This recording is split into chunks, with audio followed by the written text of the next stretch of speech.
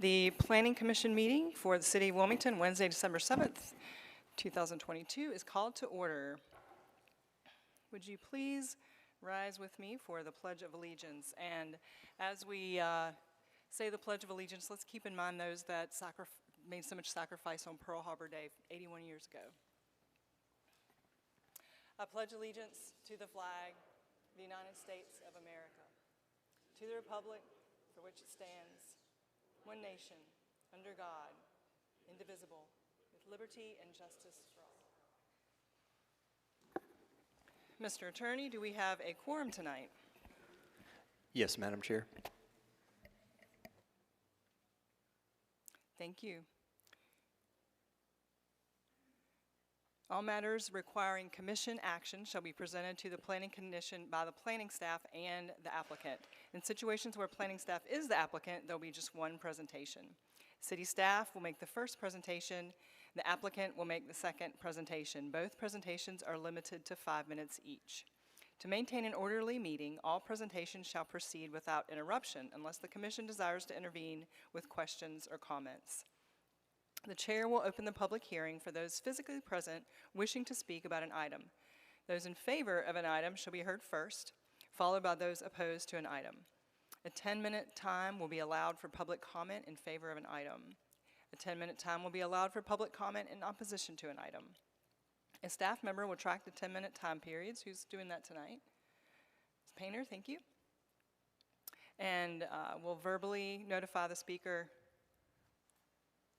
at the 5-minute mark and the 1-minute mark, and call time when it expires. The chair, in their discretion, may extend these time periods. All groups, organizations, neighborhoods, or similar associations desiring to comment are asked to appoint one spokesperson to present their concerns or point of view to the commission on each agenda item. The public has been encouraged to submit their comments in writing via a web-based form located on the City of Wilmington's website. All comments received before 3 p.m. today were forwarded unedited to the Planning Commission. All comments received will be delivered to City Council when the item advances. All comments received will be made available to the public if requested. Our votes tonight will be voice votes after proper motions are made and consistency statements are read into the record. The chair will state the outcome of the vote and the action. Rezoning requests that receive an unfavorable recommendation from the Planning Commission may be appealed by the applicant to the Wilmington City Council. Appeal should be in the form of a letter submitted to the city clerk within 10 business days of this hearing. Any items being appealed will tentatively be heard at the second City Council meeting of the next month. All right, commissioners, you have the minutes. Could you pass it down? You have the minutes from November 2nd. Are there any changes to the minutes? I just see one change, and it's on, it's after the discussion about the first motion. It comes down to street closure, and the discussion there. The first motion that was approved carried 6-0, and the second one 7-0. I think they were both 6-0 votes that day, so just, you know, it's a slight edit.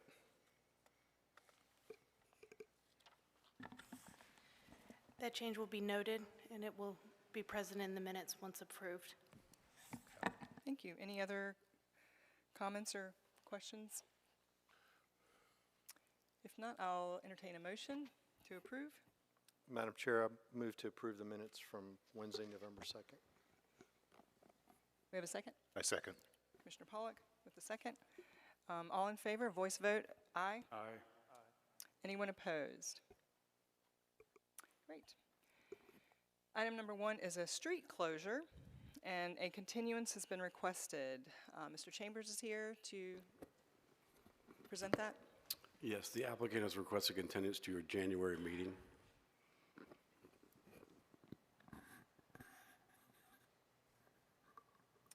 Okay, is there any discussion? If not, I would love to hear a motion to continue agenda item number 1 to our January meeting. I'll make a motion to continue item number 1 to January. Second. Thank you. All in favor of continuing item number 1 till January, say aye. Aye. Anybody opposed? Thank you. For agenda item number 2, we have 2 requests for recusal, one from Commissioner Adams and one from Commissioner Goins. Can I get a motion? Unless there's any discussion, I'd like to have a motion to recuse those 2 commissioners for this particular item.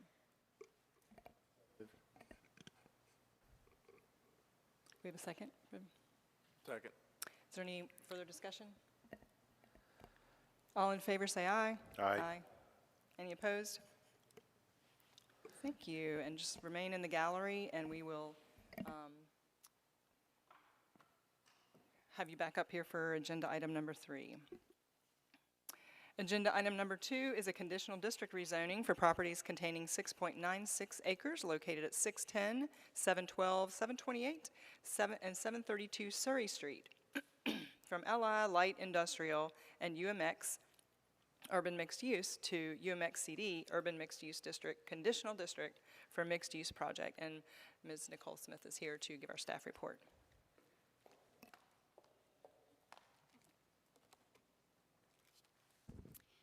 Thank you, Madam Chair. Good evening, Commissioners. The proposal before you this evening includes 4 parcels containing approximately 6.96 acres. The site is located east of the Cape Fear River at the intersection of Queen and Surrey Streets. According to Sanborn Fire Insurance maps, the earliest use prior to the 1880s was a government storage yard along the river and a chemical factory along Surrey Street. Between 1904 and 1910, the Chardbourne Lumber Company added operations of a saw and planing mill on the site. Sometime after 1915, the property was redeveloped. A portion of the property was devoted to production of iron molasses and a separate oil refinery operation. Infrastructure for those uses appears to exist on site into the 1990s.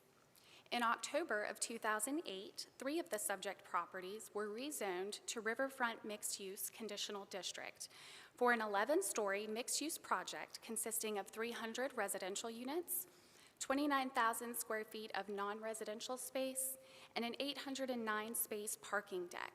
The project never commenced formal permitting or construction.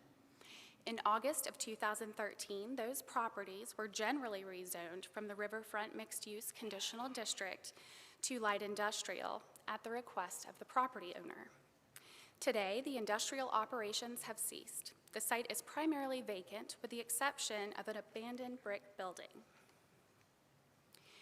This slide provides context and highlights the site location. To the right of the slide are images of the subject site's existing conditions today. This slide illustrates the existing infrastructure within the vicinity. The property is bordered by Queen Street to the north and Surrey Street to the east. Surrey Street terminates slightly south of the site. The unimproved public right-of-way of Wooster Street also terminates at the proposed site access to. This slide also illustrates the existing infrastructure within the vicinity. Inactive railroad lines are southwest of the site. The Cape Fear River is to the west of the site, and the Cape Fear Memorial Bridge is north of the site. The request before you this evening is to rezone the site from light industrial and urban mixed use to urban mixed use conditional district to accommodate a mixed use development. To the right of your screen are adjacent land uses, including Waterline Brewing, located east of the site, and right-of-way and a vacant lot south of the site. Previously shown was the Cape Fear River to the west and the Cape Fear Memorial Bridge and vacant property to the north. On your screen is the proposed or provided site plan. The mixed-use development includes 203 residential units and 4,395 square feet of commercial space. Also included are 326 on-site surface parking spaces. The project would consist of 2 buildings with a maximum of 45 feet and contain approximately 176,606 total square feet. The project also includes improvements within the existing rights-of-way of Queen Street, Surrey Street, and Wooster Street. On your screen are the proposed elevations. The top image represents the view from Surrey Street, and the bottom image represents the view from the Cape Fear River.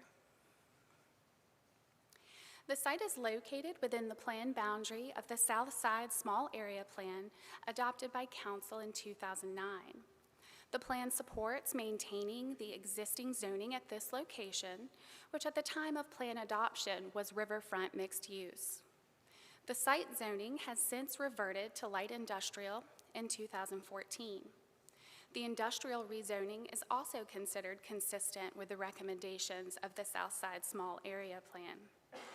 The industrial riverfront and the rail corridor were identified by stakeholders as elements that should be protected, but not at the expense of the largely residential character of the area. The subject property is designated as high-density transition on the growth strategies map. Areas of opportunity represent the parts of the city that have the greatest potential to accommodate future growth, infill, and new development. Efforts should be made to ensure a cohesive development pattern in these areas.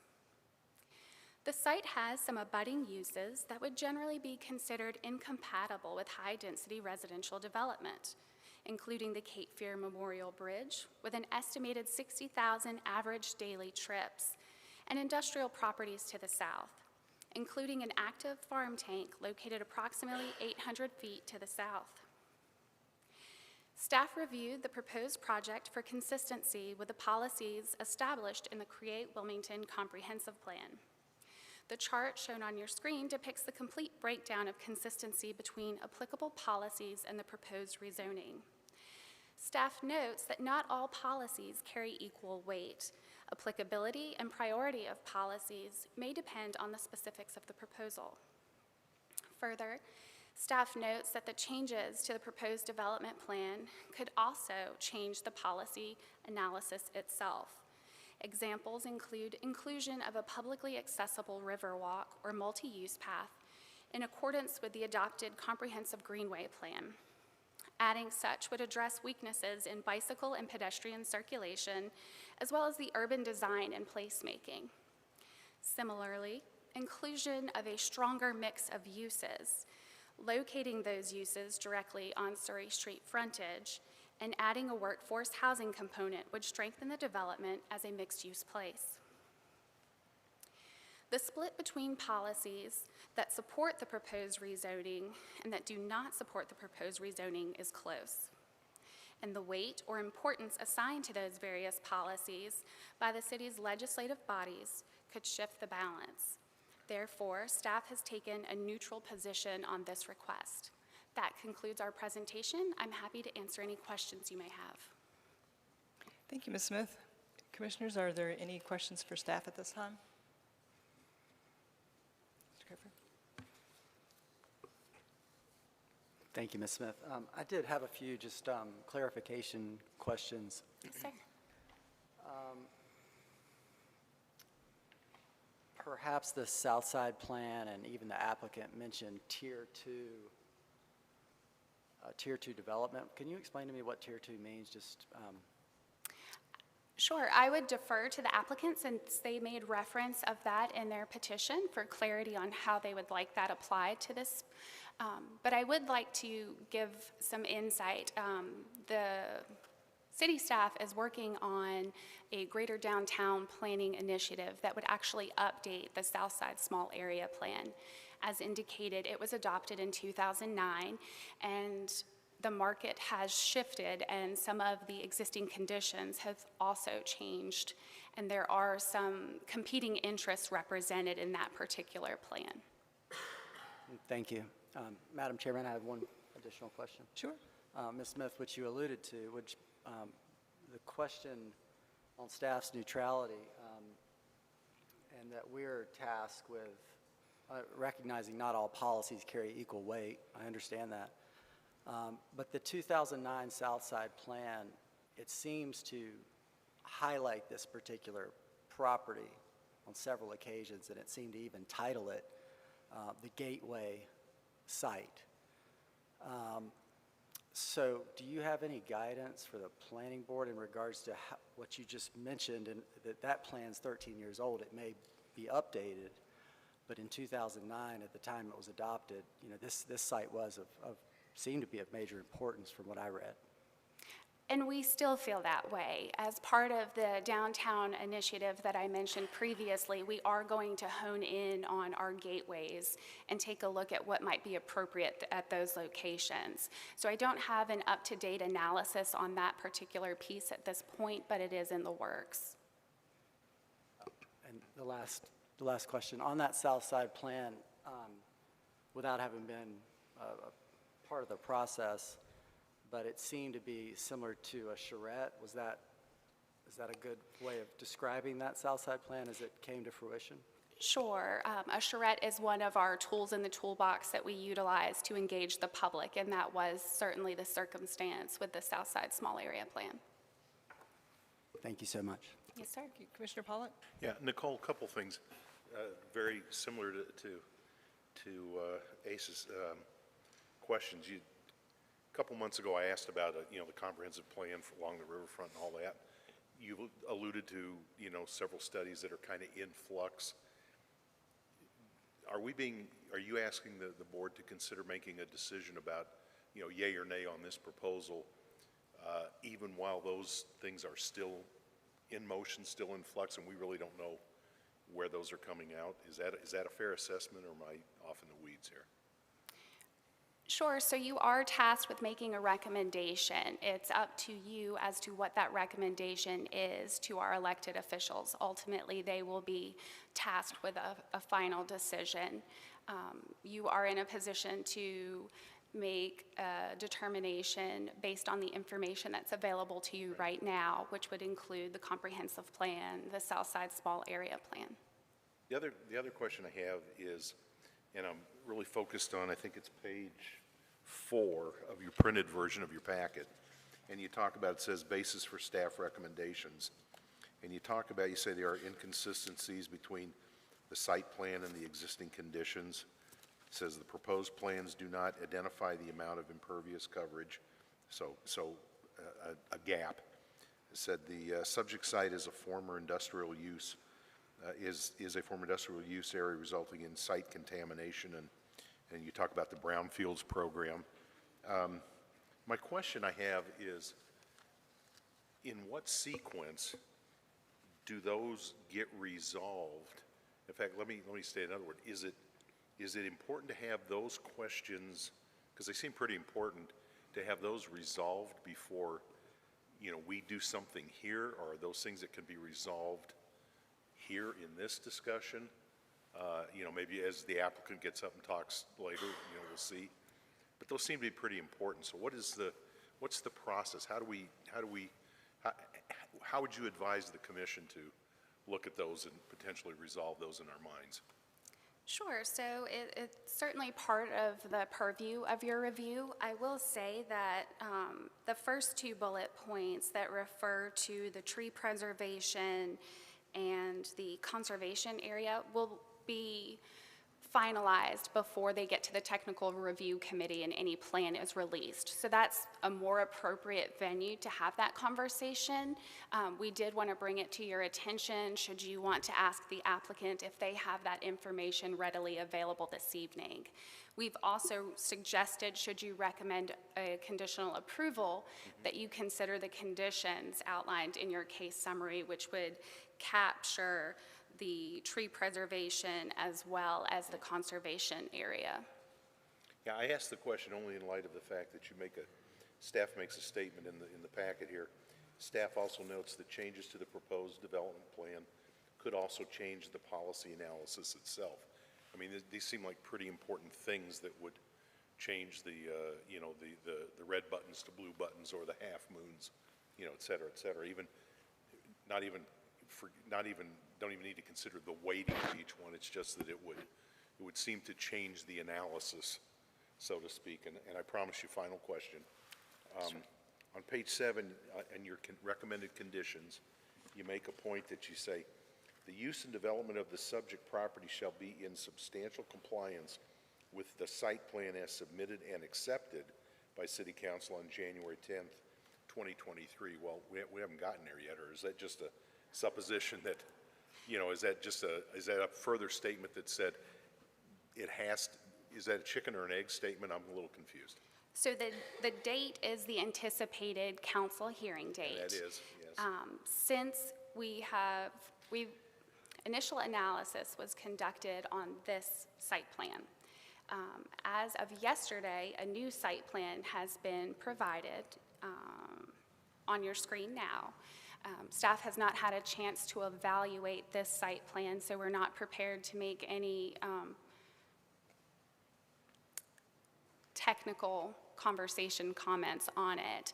But it was to facilitate the conversation that while you have one plan before you this evening, it is likely that that plan could be changed before it makes its way to council, pending your weight on some of the policies, and if the applicant is interested in incorporating some of the suggested changes in their site plan before it goes to a final determination. So that tells me that you're asking, the request of staff is for the commission to render a legislative decision based on a site plan that you admittedly just seen yesterday, and we're now seeing it for the first time? I mean, it's the first time we've seen it, right? Yes, sir. So I'm just, it sounds like it feels like we have some unresolved questions that I'm hoping tonight we can get through, so that's why I raised the issue. Sure. I will say that this is not an atypical condition. Oh, I understand. It comes before you very frequently when there's a conditional petition before you. So the expectation is that there are some fine-tuning that goes on between the recommendation that's made here and ultimately what is seen at council. Well, and equally as challenging in those examples as well. Yes, sir. So, okay, that's all I've got. Madam Chair. Sure. Commissioner Lanning? Speaking of atypical, I have 3 questions. Would you agree that tree preservation, impervious surface coverage area, and the existence of brownfields are matters of zoning or matters to be dealt with in TRC? There's an overlap between TRC and zoning. There's actually zoning representation at the Technical Review Committee, but there are certainly codes in place that would require things such as the limited impervious surface coverage in your conservation area or compliance with an exceptionally designed criteria. And does this plan or the 2 you've received prior to it violate that? I might go over my 3 questions, by the way. I think that there's not enough information on the plan that we utilized for our initial analysis, and that was why we brought it to this board's attention, that we didn't have enough information based on the site plan that was analyzed to address whether the applicant was limiting the impervious surface coverage in the conservation area or whether they were making accommodations to comply with the exceptional design criteria. Do you recall, because I don't, in my relatively short time on this commission, where technical matters like the 3 I mentioned were actually cited as a reason for approval or denial? In other words, issues that are primarily dealt with in TRC. In fact, last meeting, respectfully, Commissioner Pollack, I remember we had a lengthy conversation about this very issue. So, I'm sorry, I didn't let you answer the question. No, sure. It falls under the broader heading of the basis for recommendation, but it is important to say that in reviewing the application, staff is noting these information because it's not something that we have readily available and are prepared to say, yes, it's compliant, or no, it's not compliant. Again, there are code regulations that will demand compliance, but we thought we would bring it to your attention because there is a conflict on the site plan regarding the tree preservation between the existing conditions and what's shown on the site plan. So that was one area where we felt it was your purview to ask the applicant what the intention was. It's our expectation that they are planning on tree preservation in those circumstances, but since there was a conflict in the presented material, we would like clarification on that. The second item with the conservation, we're noting that it may be in the best interest of this commission to consider that as a recommended condition because we don't have that information right now. It's not uncommon not to have it at this level. We're at a certain percent in design. As you increase the design of a site plan, the expense goes up significantly. But it is something that we felt we would put on your radar since we are making mention that a portion of the site is located within this conservation area. And I appreciate that very much. One more question, and then, Yes, sir. Madam Chair, I feel like I'm in the twilight zone, so I'd like to bring this up again maybe at the end of the meeting on the whole process issue. But anywhere in the LDC or in the comp plan, does it specifically say that this area should remain light industrial? As indicated in the case summary, there is some conflicting policies, and it's at the discretion of our elected officials to weight those policies. You can find policies that suggest that it's imperative to our community and the growth of our community to preserve industrial space. It does not specifically have this site as identified, but it is a working waterfront if you acknowledge the existing land uses that are in the vicinity. However, on the flip side, the comprehensive plan does designate this as a high transition area, which would support the redevelopment and the infill that's proposed before you this evening. But the South Side Small Area Plan, I mean, the 1, 2, 3, 4, 5, seventh bullet on page 4 supported retaining the riverfront mixed use, right? Yes, sir. Okay. If I can add, historically speaking, and you'll experience this later this evening, policy analysis is overwhelmingly what leads staff's recommendation, as is the case in your other two rezoning requests following this hearing. However, if you take a look at the policy analysis on your screen, it is very tight.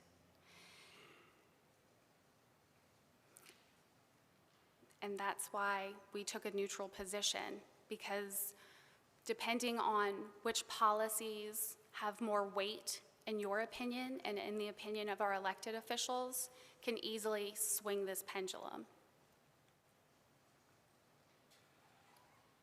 Madam Chair, I'd like to reserve the right to ask staff some more questions once the applicant. Okay, yeah, I'd like to hear from Presentation. the applicant. I'll have one follow-up question. I was looking at the updated site plan, and it does not appear that the applicant has updated the site plan based on the recommended conditions.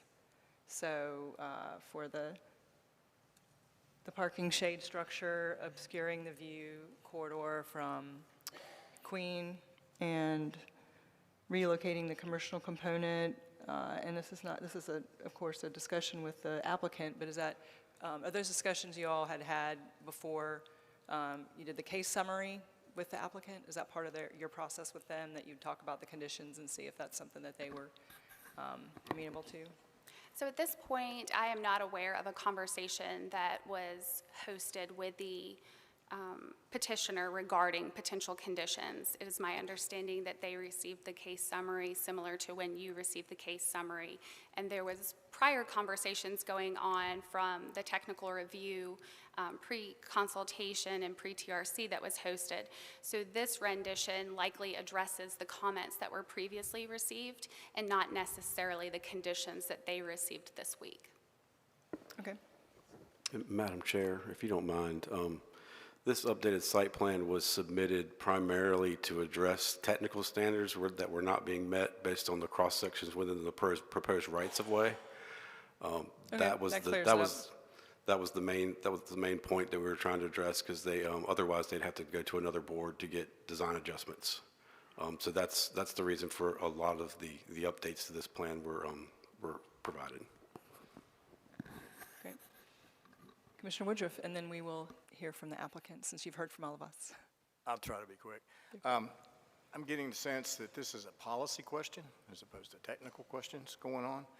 You said a minute ago it's the policy for the elected officials to deal with. I'm not elected. I'm not paid. I don't, and I'm trying to understand why the staff took a neutral position, because that makes it tough on us. It just, which way do we want to go? And to me, that switches us over to policy. But I read through, and I'm looking on page 7, and I'm absolutely baffled by staff's recommended condition number 6. I mean, in my language, not necessarily what's there, but it generally says anybody who lives near here or utilizes this property, it could be harmful to their health. I mean, is that a disclaimer on the part of staff that we don't want responsibility for what may happen to people who utilize this property? So the intent with this particular condition, if you go through and you take a look at the neighborhood meeting report, there was one heavy industrial user that came to the meeting and was vocal about some concerns with some conflicts and compatibility. So this proposed condition was an attempt to address that. But it's, to me, it's much stronger than one person worried about somebody complaining to him. This would say that any person who utilizes this property or neighborhoods, it could be detrimental to their health, safety, and welfare of surrounding neighborhoods. That was an effort to deal with the one person. I remember he said he complained, or not, he didn't complain, he was just concerned. He would get complaints about his operation from these tenants, correct? All right. But you're telling the tenants it could be detrimental to your health if you live in an apartment on this property, correct? Yes, sir. Okay, thank you. Mr. Woodruff, if I may, the condition that you're referencing was also placed on the Riverfront Mixed Use Conditional District, so we did go back and look at that district that was approved in 2009, and this was a condition that was placed on that district at that time. Okay.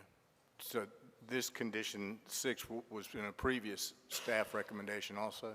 This was placed on the Riverfront Mixed Use zoning. There are a few changes because we do not, to the wording a little bit, we don't reference preliminary plan, but this dates back to the 2009 conditional district approval. And that was approved by staff back then, correct? I believe I would have to go back and check the recommendation, but I believe there was a recommendation of approval. It was approved by council. Okay. But you don't know what staff did?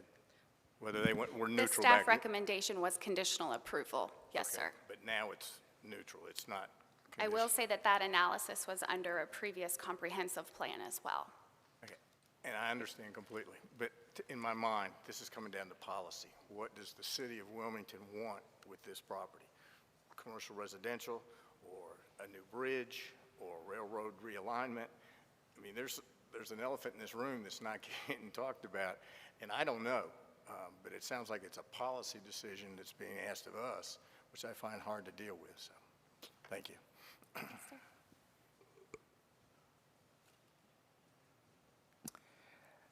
I didn't find it disturbing to see the neutral.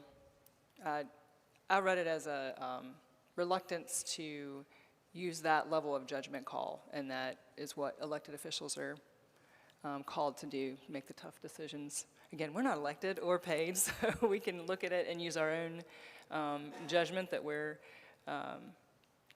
tasked with and move it on to city council or not. But it didn't bother me to see that. If we saw that every couple months, it would probably be a little curious that there was something wrong with the system, but I haven't seen this since I've been on Planning Commission for 5 years or so.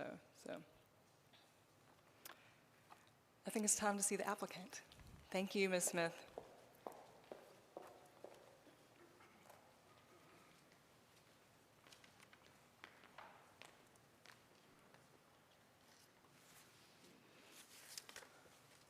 Good evening. My name's Mike Brown. I'm a partner with Cape Fear Development Partners. I just wanted to quickly address the site plan change. The site plan was submitted with the rezoning application over 2 months ago. I believe on Thursday of last week, there was a question that was brought to our attention, and Brian's covered this, but a question was brought to our attention about the street detail at Queen and Wooster. Needed a sidewalk on both sides and needed some street trees. And then there was a question about a label on one of the trees that has always been identified as being saved, and we just updated that label. I think he, it showed the crown of the tree, the diameter of the crown of the tree, and then the diameter of the tree trunk, and there was just a mislabel there. We got that comment on Thursday, I believe. We had the plan back to them on Monday morning at about 10 o'clock a.m. And the changes don't impact the actual interior site plan, if you will, with respect to everything within the perimeter of the property. It's the same site plan, it's just the 2 road details, which I don't think are necessarily material. We just didn't want to have to get a variance. Again, my name's Mike Brown. I'm with the applicant. I'm joined here tonight by a talented team who are here to answer any questions you might have. Brian Ensign with our engineering firm, Josh Mahaley with Mahaley Land Design, our landscape architect, Jonathan Guy with Kimley Horn, Lizzie Daniel with LS3P, and Sam Frank with Warden Smith. By way of brief introduction, the work of this team is completed together. Here's a sampling of several projects we've completed in the region. We always strive to develop intentional, relevant improvements to the communities where we live and work. A key component of this effort is a design that's complementary to the natural environment and has functional outdoor spaces that help create an aesthetic sense of place.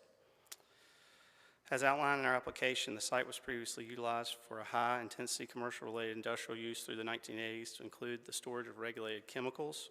As a result of that use, the property was heavily contaminated and later abandoned, where it has been sat vacant and has fallen into continuous disrepair over the past 3 decades.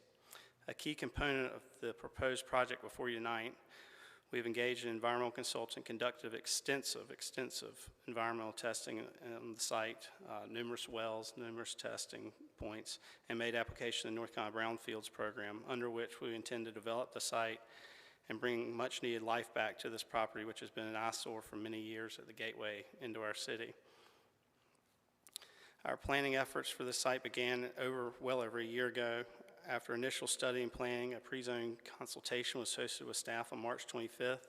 At this meeting, we shared our intentions to rezone the property to UMX, reviewed preliminary conceptual plans, and received favorable feedback and direction from staff indicating we were moving in the right direction. Following the pre-zoning consultation, we developed our first plan, which was a more intense design than what you see before you tonight. It was supported by an internal parking deck. This initial plan was reviewed at TRC's June 2nd meeting. Comments received at the June 2nd meeting led us to a substantial reevaluation of the right design for the site. The desire to preserve specimen live oak trees, access and internal circulation preferences, and fire accessibility, among several others, justified substantial revisions to the plan.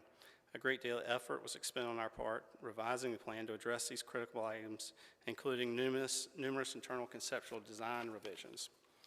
The end result was a revised plan with significantly reduced density, and a surface park concept replaced the deck-supported concept. The revised plan was again shared with City Planning staff on August 11th. There were no objections voiced by staff in response, and as such, a second pre-TRC meeting was arranged, which took place on August 18th. Response from TRC was positive and limited to technical comments aimed at ensuring the plan complied with the nuances of the Land Development Code. Based on that feedback, and final revisions were made to the plan to address these comments and submitted for formal rezoning. The conditional rezoning application was submitted about 2.5 months ago.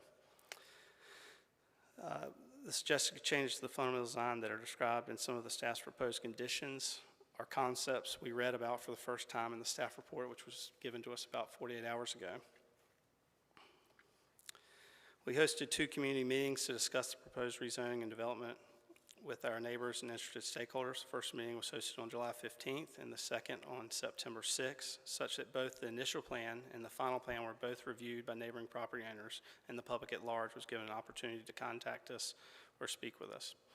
As summarized in the report, received positive response to our invitations, engaged in productive conversations with numerous neighbors and stakeholders.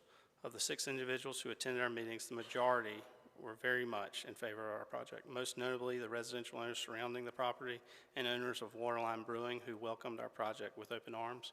We've also had 2 meetings with Cape Fear Riverkeeper, who is very receptive to our plan, and we plan to partner with on a stormwater initiative, which I'll highlight later in the presentation. As outlined in the staff report, the agenda packet, our project represents the redevelopment of 4 parcels along Surrey Street on the south end of downtown. This is the opportunity to revitalize this important site in our city, which has been underutilized and been contaminated eyesore for the past 30 years. The request for rezoning is in direct alignment with the City of Wilmington Comprehensive Plan, and the UMX zoning is consistent with the neighboring zoning classifications to the east. I would also point out that one of our 4 parcels that is included in the site is already zoned UMX. The proposed project consists of two 4-story buildings, 203 units with associated green spaces and amenities, and a 4,395 square foot commercial stage, which we intend to develop as a restaurant. This component of the project fronts on a landscaped outdoor amenity space, which will be open to the public. The restaurant, which we plan to name Molasses, will pay homage to the history of the site and serve as a complementary use to the Waterline Brewing site across Surrey Street, and will also be an attractive neighborhood amenity. A mixed-use multifamily development will provide much-needed housing to meet the demand of the growing local population. The project will increase the diversity of housing options within the city to support that growth. The project fulfills the guiding principles and identified development goals of the comprehensive plan, and it brings life back to a long-forgotten and contaminated parcel. For this reason, we confidently believe that the rezoning of this property is in the best interest of the city of Wilmington and is in direct alignment with all planning documents. At the request of staff, we developed 2 renderings showing the proposed improvements to the site. This rendering shows the view from the river. As you will see, the architecture includes the use of metal panel, wood paneling, sheathing, which ties in with the site's location on the river and its historical ties to river commerce. The blocking is reminiscent of stacking of containers on a ship, a nod to the Wilmington port located several miles to the south. As illustrated here, we are providing access to the Cape Fear River via a dock amenity and have located green space in our pool amenity facing the river so that residents and public can enjoy views of the river and western sunsets. Accessibility to the river is encouraged throughout the city's planning documents. You will also notice the dilapidated concrete pads that once supported tank storage, the source of the site's historical contamination, along with the bulkheads that have been falling into the river for the past 30 years, are replaced with appropriate shoreline vegetation. The vegetation, along with participation in the North Carolina Brownfields program and the collection and treatment of stormwater runoff, will serve to improve both the ecology and the aesthetics of this section of the Cape Fear River, and the project creates aesthetically pleasing and functional bookend to the southern end of downtown Wilmington that is complementary to the great work of Waterline Brewing has done across Surrey Street and is also in alignment with the comprehensive plan. This view shows the project from the corner of Surrey and Queen. Consistent with the UMX zoning, the main face of the building along Surrey fronts on the street with entrances at street level. On the corner of Surrey and Queen, there's a large specimen oak tree which is being saved, and Molasses Restaurant with a rooftop deck fronts on a public green space which will energize and anchor this corner of the project and complement adjacent commercial and residential uses. Preservation of the oak tree and the placement of Molasses on the block was a direct result of comments we received at the first TRC meeting. Waterline Brewing is located to the left outside the frame in this picture. As such, the design allows for public interaction and pedestrian cross-access within this important commercial node. This is a welcome change versus the existed, gated, and abandoned, contaminated former industrial site that exists today. With the proposed redevelopment, we are proposing a 16.8% reduction in the impervious area that exists today below the 100-year floodplain. The addition of activated green spaces within the project, along with a restaurant and public lawn anchoring the corner of Queen and Surrey, which will be accessible to community residents, along with a pool amenity and linear green space on the riverfront. The addition of a dock providing access to the Cape Fear River, upgrades and native plantings along the Cape Fear River bulkhead, replacing dilapidating bulkheads which presently exist, installation of stormwater infrastructure and treatment on site, replacing existing on-site impervious, which is currently straight piped off of the contaminated site directly into the Cape Fear River, partnership with the Cape Fear River Watch to implement their litter collection system in all 40 of our stormwater inlets, which will further eliminate trash making its way into the river. Sidewalks are being added along Surrey Street, Queen Street, and Wooster Street, providing bicycle and pedestrian connectivity with the site out to Surrey Street so that residents can walk and ride to Waterline and downtown core to the north, something the comprehensive plan strongly encourages. Participation in the North Carolina Brownfields program, ensuring the environmental stewardship of this property for years to come, something that has been woefully lacking over the last 100 years.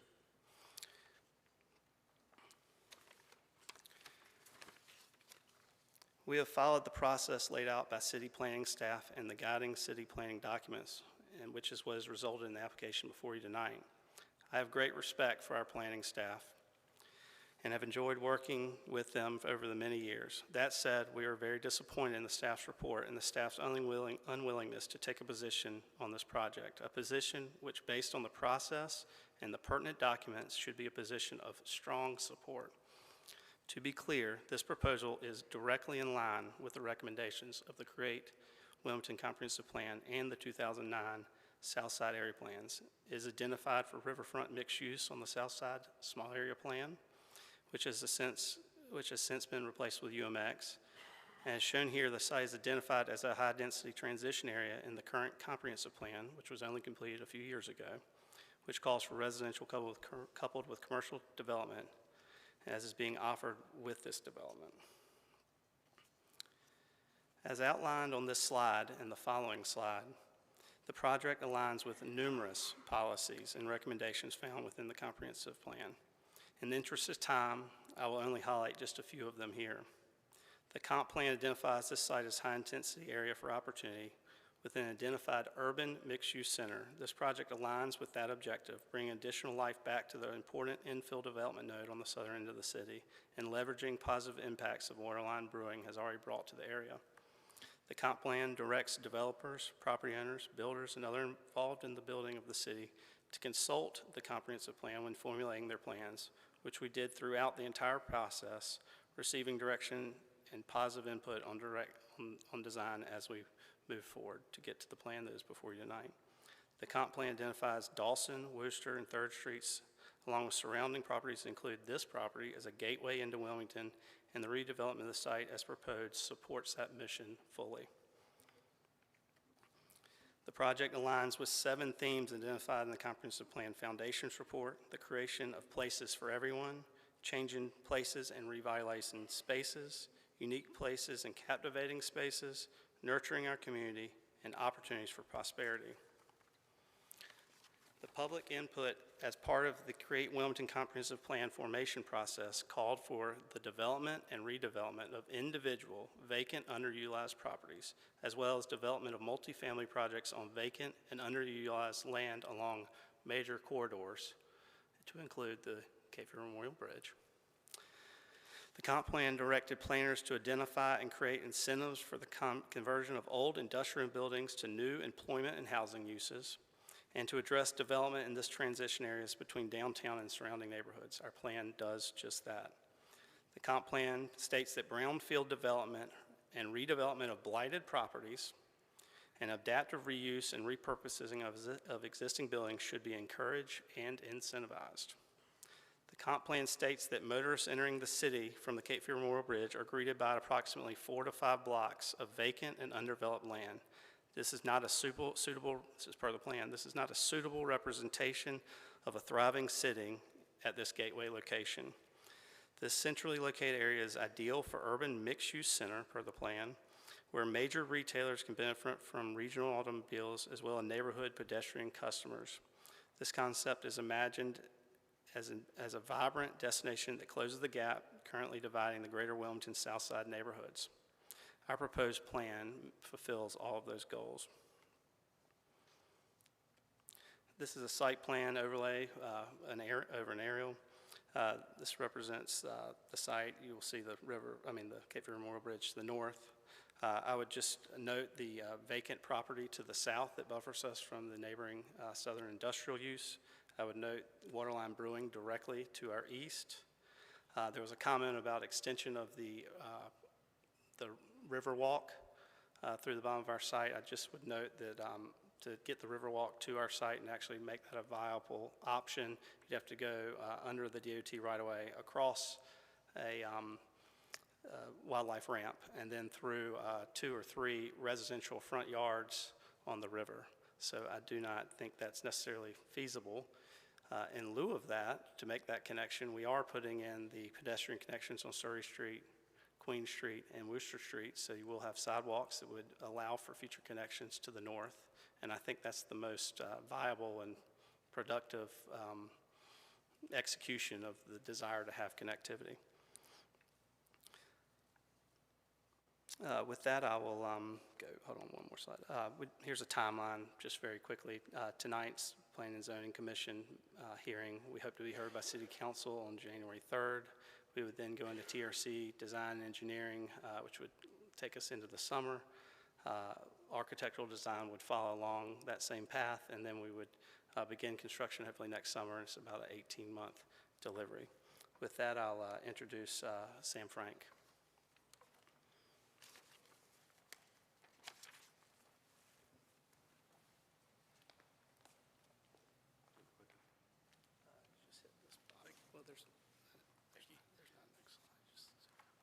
Good evening, Madam Chair, members of the board. My name's Sam Frank. I represent the applicant.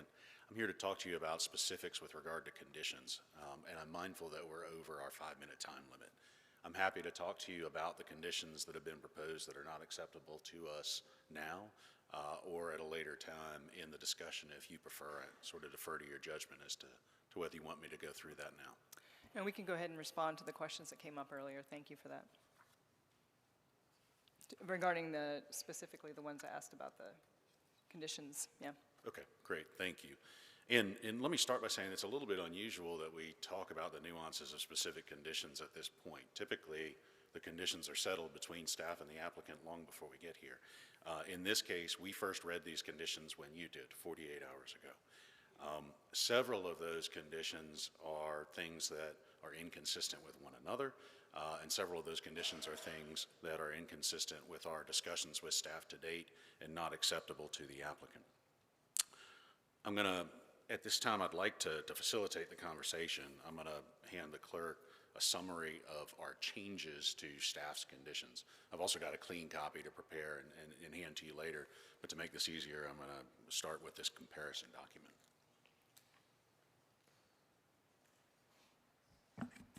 Madam Chair, would you like for me to pass it around? Please.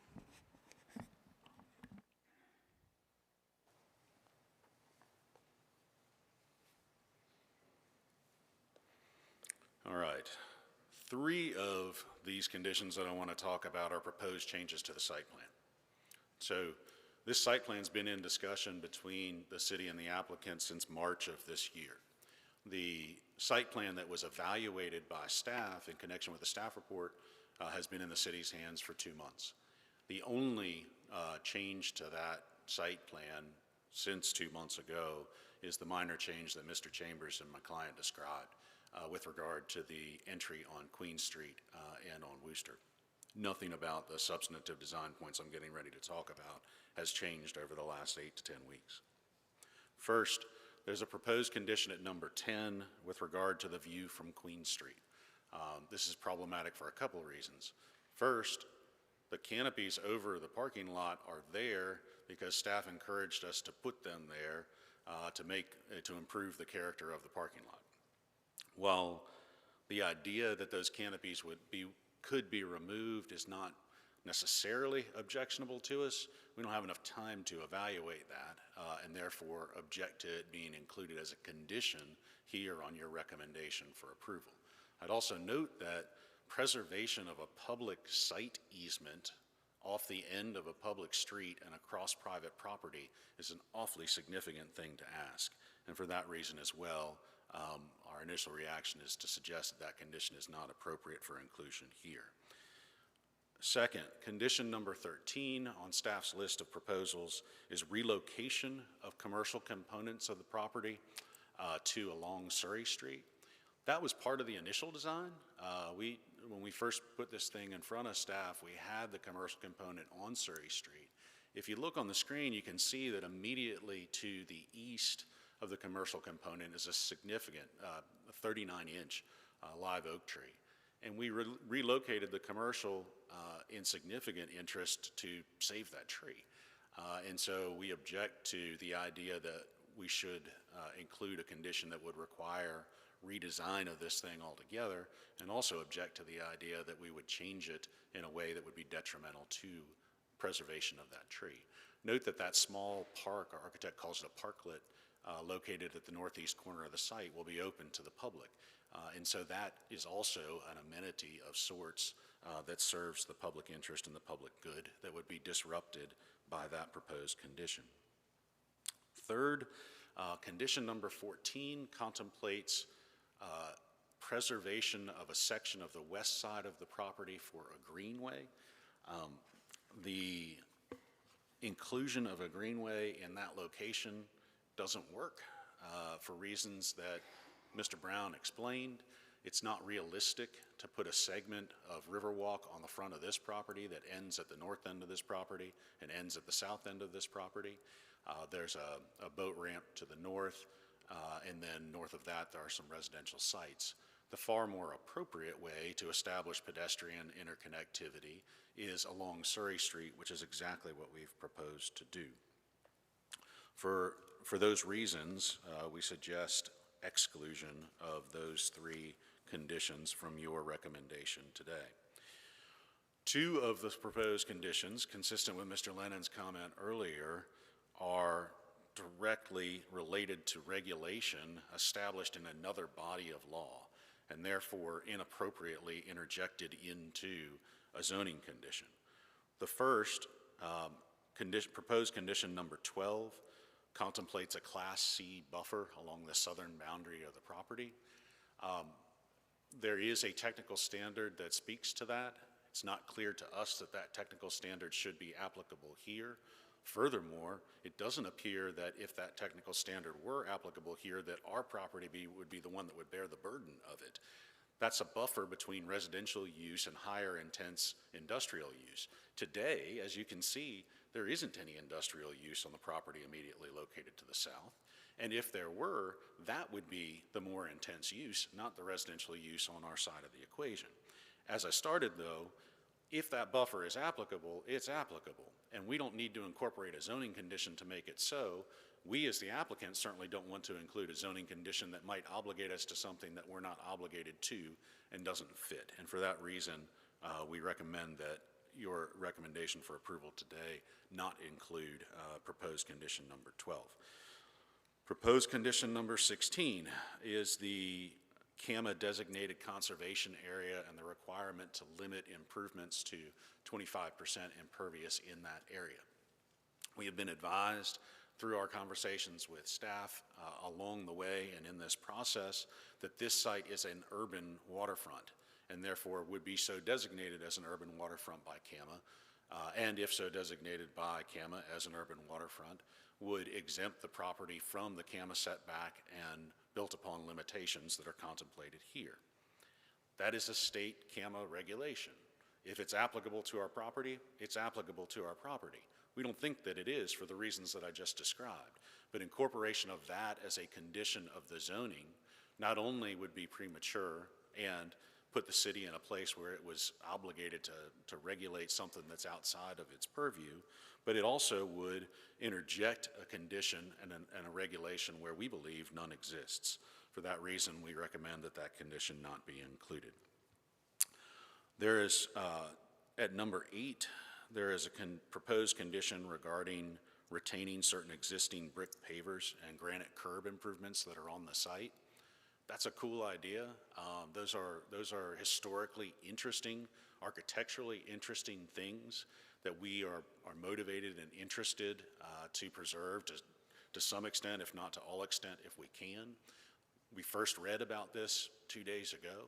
We're not in a position now from a design evolution standpoint to say as a blanket statement that we can accept the obligation to maintain all of those bricks and all of that granite curbing, absolutely. And therefore, we ask that that condition not be included in your recommendation. With regard to condition number 6, Commissioner Woodruff, I think you make a good point. We did not propose that to be removed here because frankly, it's something that we can live with. I don't disagree with you that it's a little bit beyond the scope of zoning and use to incorporate such a requirement, but candidly, I've asked you to strike 5 conditions already, and I didn't need to ask for a 6th on that one, and so we didn't. If you're inclined to make your recommendation without condition number 6, you will hear no objection from us. With that said, I'd like to hand you a clean copy of the applicant's proposed conditions, or hand the clerk a clean copy so that it can be distributed to you in case you're inclined to refer to the same in connection with your recommendation this evening. Is that just the same thing that we have here without the Without the ones you've marked out? Yes, ma'am, that's exactly right. I went through that as quickly as I could in recognition of our time restraint. Do you have any questions for me at this time about our suggestions on those conditions? Commissioners, any questions for the applicant?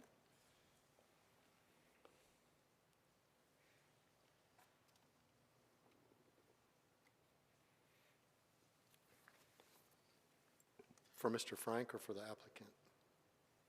For Mr. Frank, who's here with the applicant. I do represent the applicant, yeah, but the whole team's here. I'm glad to defer to better experts if your question justifies it. Sure, we can bring somebody else up if you need. I do have one question. What's the difference between the public right-of-way on Queen Street and Surrey Street in regards to where the commercial faces? Great point. Yep. Great answer. Thank you.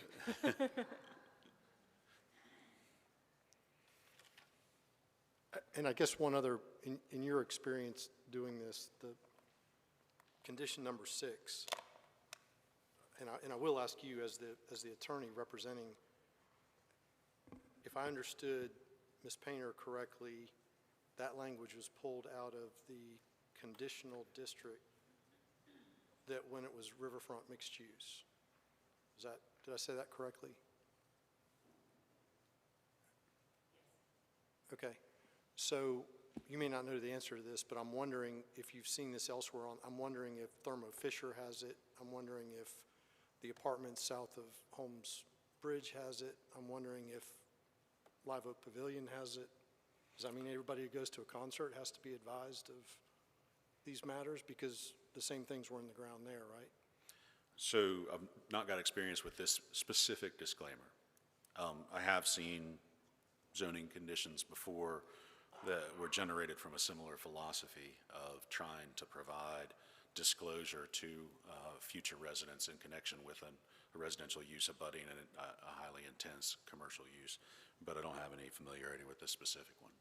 Just, I guess, maybe as an attorney, if it were a situation where there was something extremely hazardous in the ground that was not obvious and apparent to anyone walking down the street, that would seem to be legally appropriate to have some sort of disclaimer or disclosure, I guess is a better word.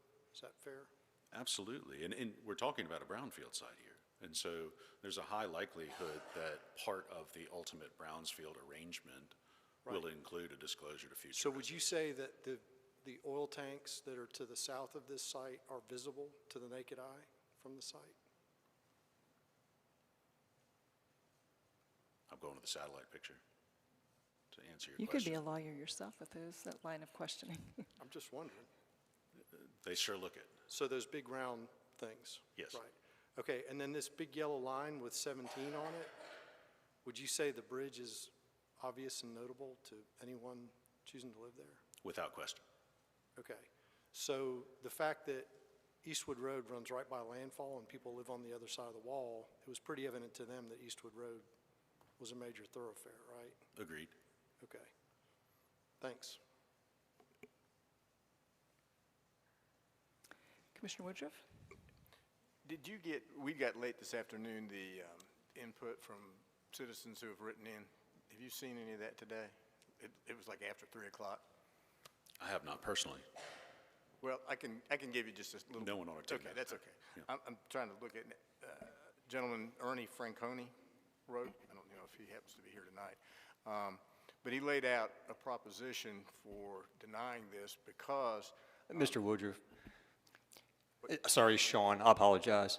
I was going to save this to the public comment portion to address it, but since you brought it up, if I could just make one statement real quick, and then Mr. Frank can comment as well if he likes to. But I was going to advise the commission that based on comments that were submitted in writing, that the commission is not to consider, under North Carolina law, the commission is not allowed to impose zoning conditions on a piece of property that are based on a contemplated future right-of-way, if that's where you're going with it. I was just going to advise the board of that at the appropriate time.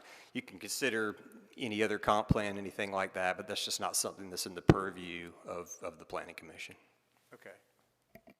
Thank you.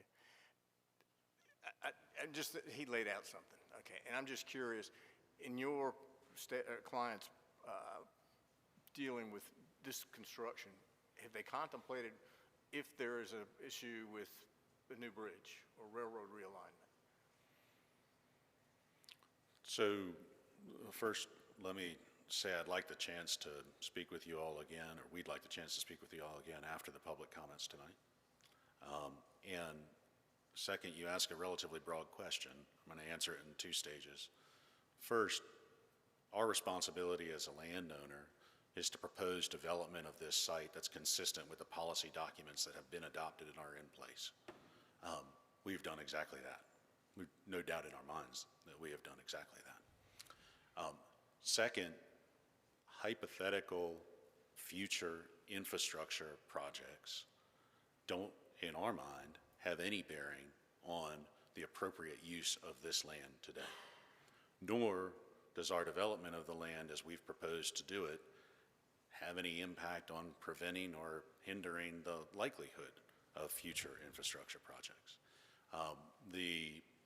We are prepared to talk about details related to that if you're inclined to ask us those questions, but I want to start by answering in general terms what you've asked me, which is, have we considered that in connection with this rezoning proposal?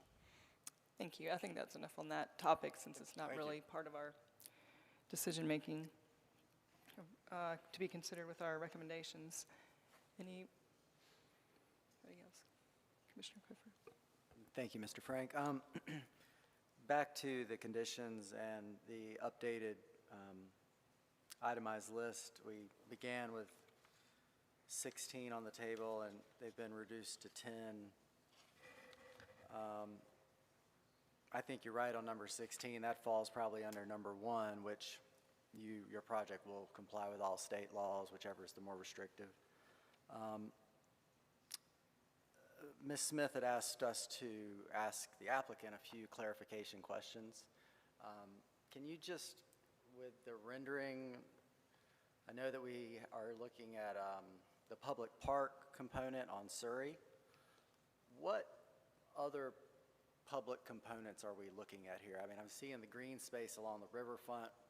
Is that considered private? Is that open as a walk? Could you just talk a little bit about the public side? Absolutely. Can I invite my client to answer your question? Yes. Yeah, thank you. The chairman left, yeah.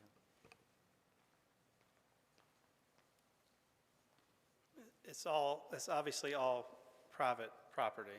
We're not proposing to dedicate a publicly owned park. But given the nature of the mixed-use development, as a shopping center would be, or any development that has green space coupled with commercial, the public is encouraged to come and go and enjoy the project. So that's how I would answer that question. Thank you. Okay, that makes sense.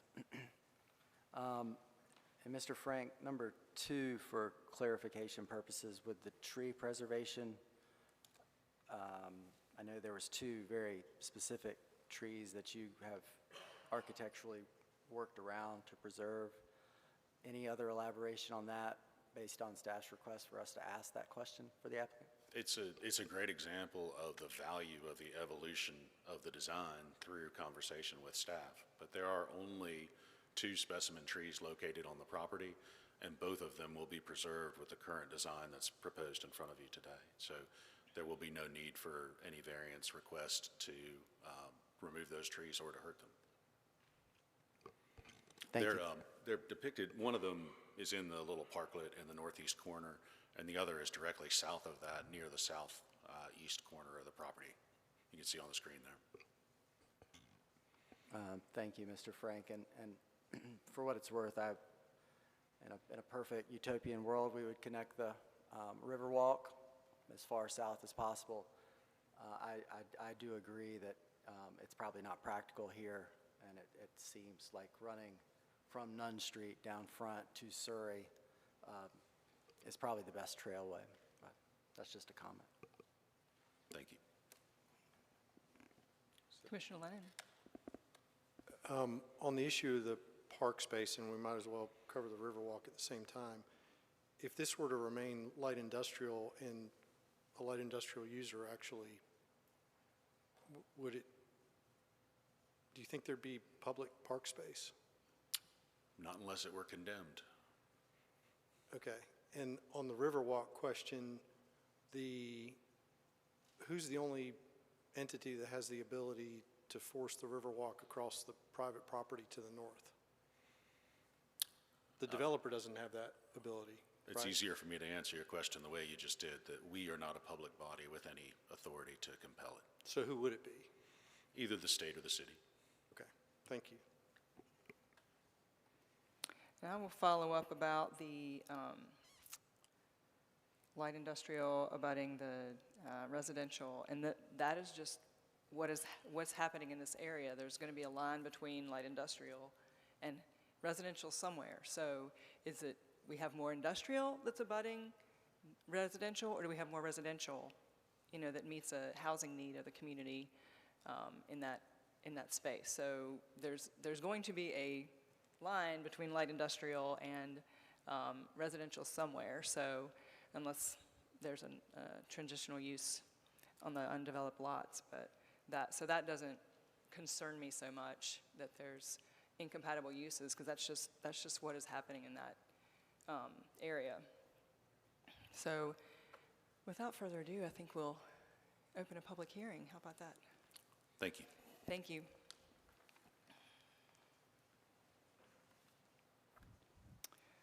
All right. I'm going to open the public hearing, and we'll start with those here to speak in favor of agenda item number 2. Just come up to the podium and start with your name and your address, and make sure you've signed in with the clerk before you go. Good evening. My name is William Robinson. I have signed in, and I'll go first. I do support it. I'm the owner of the property across the street at 721 Surrey Street, as well as the owner of Waterline Brewing Company. We've looked forward to somebody doing something with the property across the street ever since we purchased ours back in 2014. Having residential there would be awesome. The way that they've drawn it and the renderings would give a needed shot to the south side. When we originally purchased the property, the thoughts were at the time that there would be kind of a connector between the north and south side, and it's just never happened. The Surrey Street remains neglected. The railroad tracks that currently cross it have been unimproved for at least 10 years. It's dangerous to drive across them quickly.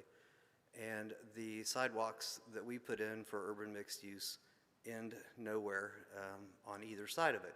They are used when people are jogging and walking their dogs down the street. They come up onto the sidewalk and then they jump back into the street. And Surrey would be a great way to get underneath the current off-ramp and connect the bike ramps, because going underneath the bridge on a bike or by pedestrians kind of hazardous. So going all the way down to Dawson and over would be great. Like I said, we fully support this. Looking forward to something like that happening, and hope that you all recommend the approval. Thank you. And I can answer questions if you want, or is that okay? Yeah, we don't do that during the All public right, hearing. no But thank you worries. for that. You're welcome.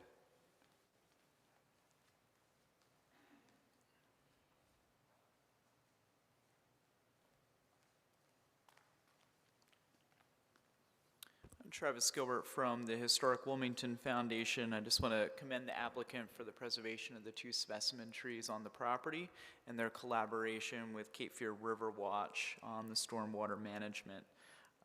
Use this time to say that we do support the project, but I am particularly concerned about one condition, condition number 8. I do want to advocate that condition number 8 regarding the brick paving and granite curbing remaining on this site either continue with the application or be amended to salvage those materials should they not fit within the site plan as presented this evening.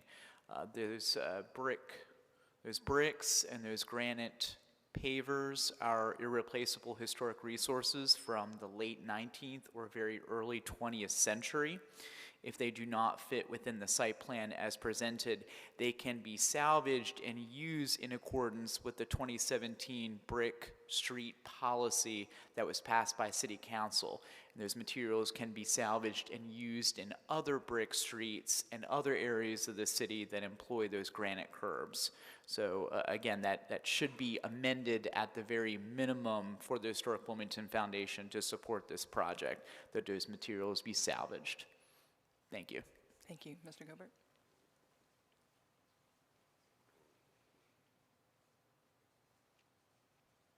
Anyone else here to speak in favor of this item? All right, we'll turn to those who are here to speak in opposition of agenda item number 2.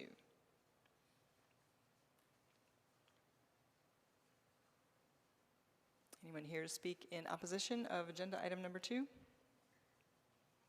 Anyone here to speak at all on agenda item number 2? All right, well, the public hearing is now closed. So, yes, you know your cue. Mr. Frank, come on back up. And if Thank there's you. My anything rebuttal you'd will be like to. brief. Okay. That's a great idea, to salvage the brick and the granite. I mean, it's consistent with our wishes. Our objection to that condition arises from it coming at us last minute and us not really understanding the details well enough to absolutely preserve it in place, but we are 100% in agreement with the idea of adapting that condition to contemplate all reasonable efforts to preserve and/or salvage that material. So you would be okay with amending it to all existing street, brick paving, and granite curbing shall remain or be salvaged? That type of language? This is the lawyer. Not the best I would be grateful. grammar, but I would be grateful if you'd preserve us using all reasonable efforts to do so, recognizing that salvage may not be a perfect operation, but yes. the idea, Yes. the concept. Okay. Thank you. Thanks.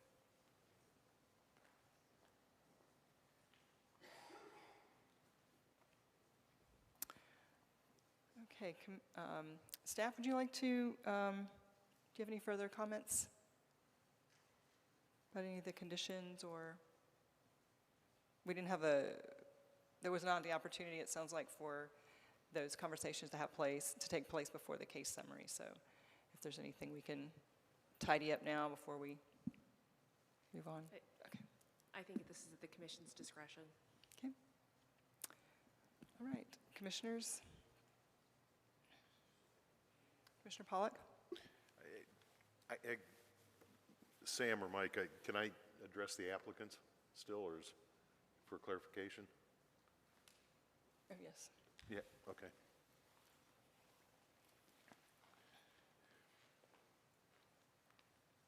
Any other zoning options that you looked at? And the reason I asked the question, as I look at this diagram, the updated site plan, I mean, it's mostly residential, right? There's what's the commercials other than the restaurant, correct? It is in direct alignment with the comprehensive plan for this area that calls for residential and commercial. I'm just simply asking a question. Were there any But other? we followed the guiding planning documents and the highest and best use of the site, which is the answer. Thank you. Okay, I'm not sure that answers my question, but okay, fine. I think what you're saying is there were no other zoning options that you looked at. Is that the right? For this use, and the restaurant's a critical piece of this development. Understand. And so at the beginning, certainly brainstormed on the possibility of zoning in a multifamily direction versus the UMX. But ultimately, the UMX existing immediately adjacent to and on part of this site, and the desire to deliver a truly mixed-use development led us to the conclusion that that was the appropriate category or district to propose. Okay. The other thing I would ask is, we always ask about any project like this, is what considerations were given to affordable housing situations, which is obviously a key condition of, when the city looks at its housing constraints. Understood. And I'll answer and then also encourage Mike to add to it if I leave anything out. But this is a very valuable site located on the water.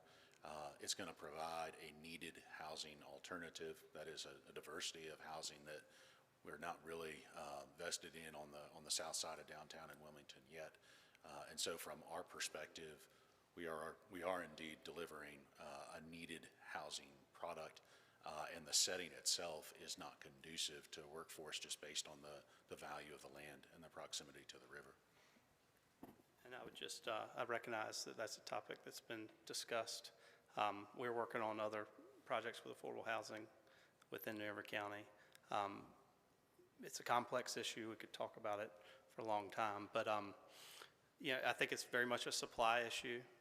We're undersupplied in housing in New River County. That's causing the demand to be very high and driving costs up. And so by adding more supply, you are serving the underutilized housing product. You're fulfilling that.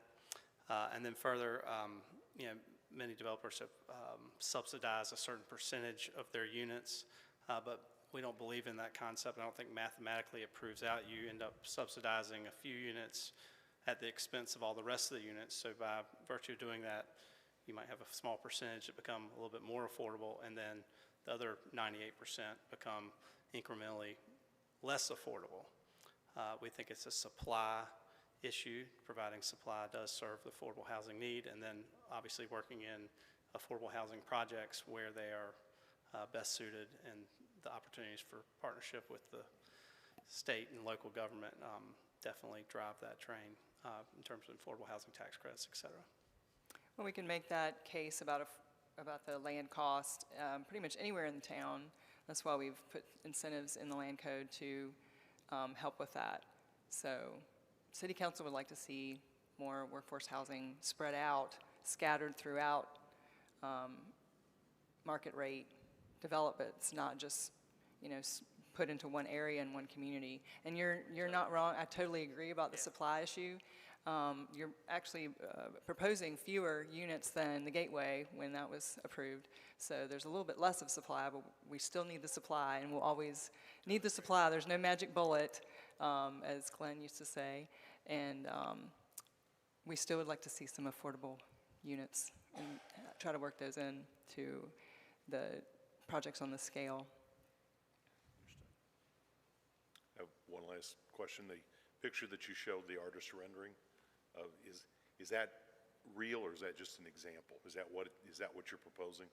That is very much real. That is, the CAD model was imported by a renderer, and they rendered it based on the plans. Okay. Can I ask a follow-up to that question? Oh, please do. Yeah. Do you normally do those renderings? No, those renderings took a great deal of time and a great deal of expense, but we do them on key projects that have a lot of public interest that can be helpful. But did you submit them with your original proposal? They were not submitted with the original proposal. Staff requested them after the application was made, and we then completed them, which is part of the reason the application was sent in several months ago, and we took us about a month and a half to get the renderings done, and that's why we're here tonight. Just while you're at the microphone, has anybody offered to buy this property from you all? No, sir. Okay, thank you.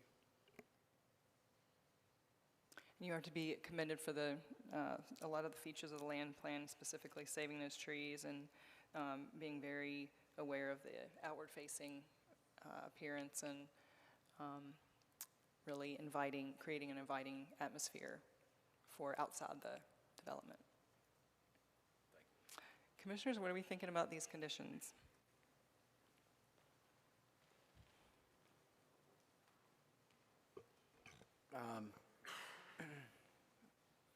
Madam Chairman, without staff or legal counsel redrafting this motion on our behalf, I'm not prepared to make a motion. We might let Ron do that. He's the attorney on the board. I haven't called the question yet, so we'll hold on to Question it. in a general sense. I'm a little concerned, well, let me start on a more positive note. I think this is a good project. I like the project. I don't mean to be picky on anybody. But I am concerned with some of the things, you read the staff's recommendations, and I'm just picking out words, inconsistencies, they didn't get some things, there's other things that could happen. These folks didn't get their conditions until 48 hours ago. They've done some work, but our staff hasn't now looked at those. And so, you know, I don't know if it's worthy of a continuance to let people talk, or everybody's pretty much said everything that needs to be said and they're putting it in our lap. But I am concerned about that aspect of how where we are now. The technical things, I think that the applicant has dotted the i's, crossed the t's. You know, staff, I'm still perplexed by a neutral position, but that's what we're faced with. But there is some things that they say they'd like to have, they have concerns about not getting it. But, you know, that's the way it is, that's the way it is. And wow, okay. And yeah, whoever sits here, I'm sorry. In response to that, I've thought a lot about this in the 47 hours I've had this document. I think there's two issues here, and you touched on one of them right off the bat, which I concur. This, I think, is a very good project and the right place for the project. I think that I have all kinds of issues which I will choose to bring up at a different point in this meeting about the staff write-up on this and why I stepped back into the twilight zone and it was so different from what we normally receive. That being said, I take solace in the fact that some of the pretty well-chosen words in this staff report, like inconsistencies and differences, and I can't cite all of them, that's what TRC is for. And the condition that the applicant did not object to, which is the site plan that is submitted to City Council on January 10th, is it. That's the final site plan. So clearly that's got to be resolved between us and council, and TRC has got to be comfortable with the technical issues, some of which Mr. Frank has requested to be removed prior to this being approved. So to me, I think personally, I think we have two issues. I think we have a project to opine on, and I think we have some other issues to further discuss with staff.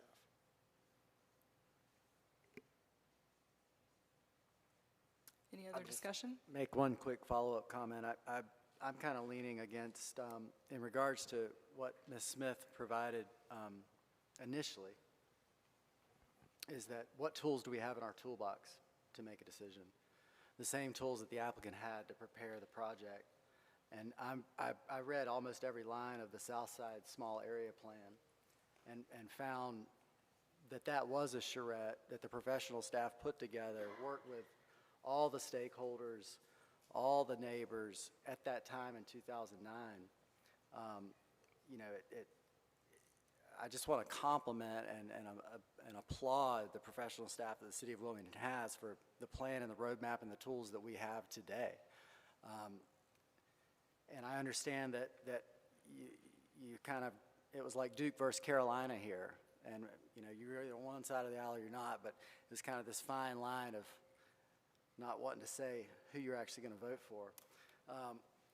But I think you can go through these conditions, and as we mentioned, number 16 becomes moot.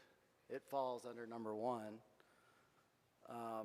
Number 14, to redesign the riverfront walk in front of the property, under the bridge and across private property owners to the north, that just doesn't seem realistic.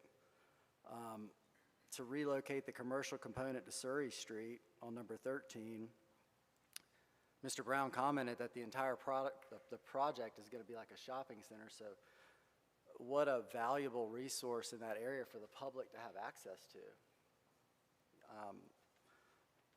The Class C buffer, if this is a 4-story building, I don't know what that would look like. I mean, 4 stories of this. I understand, though, when those two, based on the recommendation, when you've got heavy industrial and residential meeting, that terminus, it'd be nice to have some type of buffer, but, you know, what does that look like? I think that maybe the Board of Aldermen, the Town Council can maybe work on that. And then the views on number 10, the views from Queen Street to the Cape Fear River, I'm going to have to agree with the applicant's counsel that this is private property in the view corridor. not necessarily regulated by the sovereign, by the town. So personally, I think, in my opinion, we could probably vote on this unless the board feels like a continuance, or, I don't know, Madam Chairman, how do you want to take I it? would be comfortable with that, and the conditions, I mean, the applicant has to agree to the conditions for it to move forward, so I appreciate your input on it, and I agree especially with the buffer, it needs to be the responsibility of the most intense use, which is not the residential in this instance. So, any other? At the risk of overstepping, Madam Chair, I just don't know where there's a precedent for the sixth condition. I mean, welcome to Wilmington. I mean, really, read that. Yeah.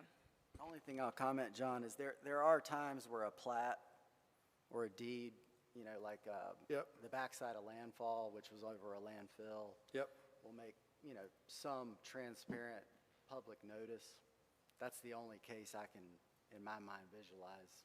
Well, this wasn't about the brownfield that you can't see. It was about the industrial down the street, which is pretty obvious if you drive around that area, which is pretty, so I would be fine taking out number 6 as well.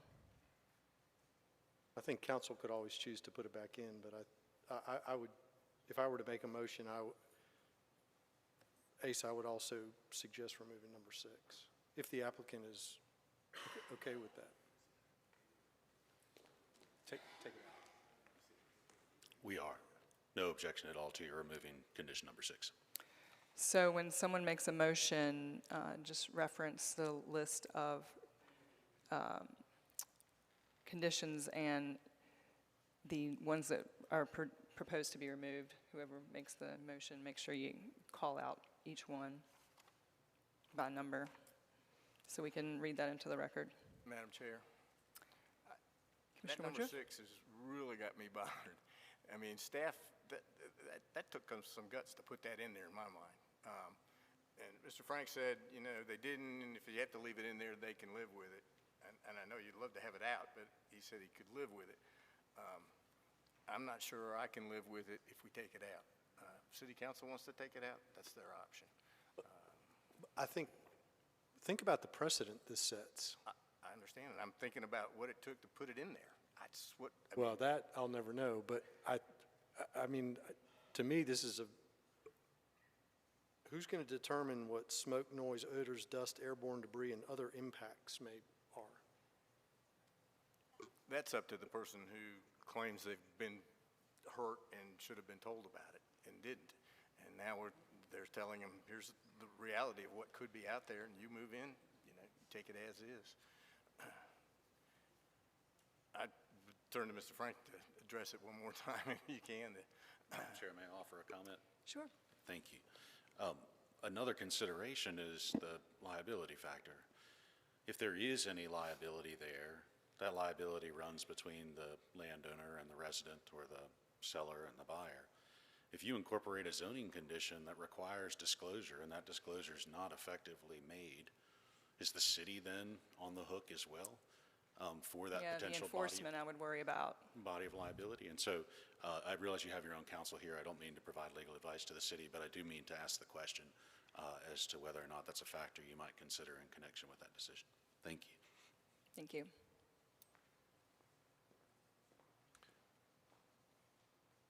May I comment? Commissioner Pollack. Yeah, hello. I'm sitting here listening to this, and everybody has, to some degree, expressed frustration over the fact that here we are, opening the conversation with a neutral recommendation.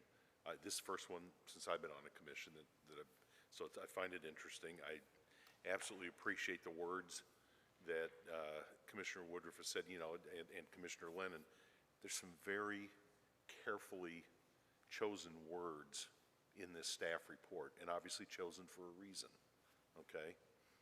And I respect that. We've sat here tonight, and there's been, again, you know, we're trying to legislate new information brought in. I get it. I guess, you know, we'll never live in a perfect world, so we have to be used to that. We're left at the point where there's a lot of discussion here going on right now about, I'm sensing what recommendation or what condition should be in, what condition shouldn't be in.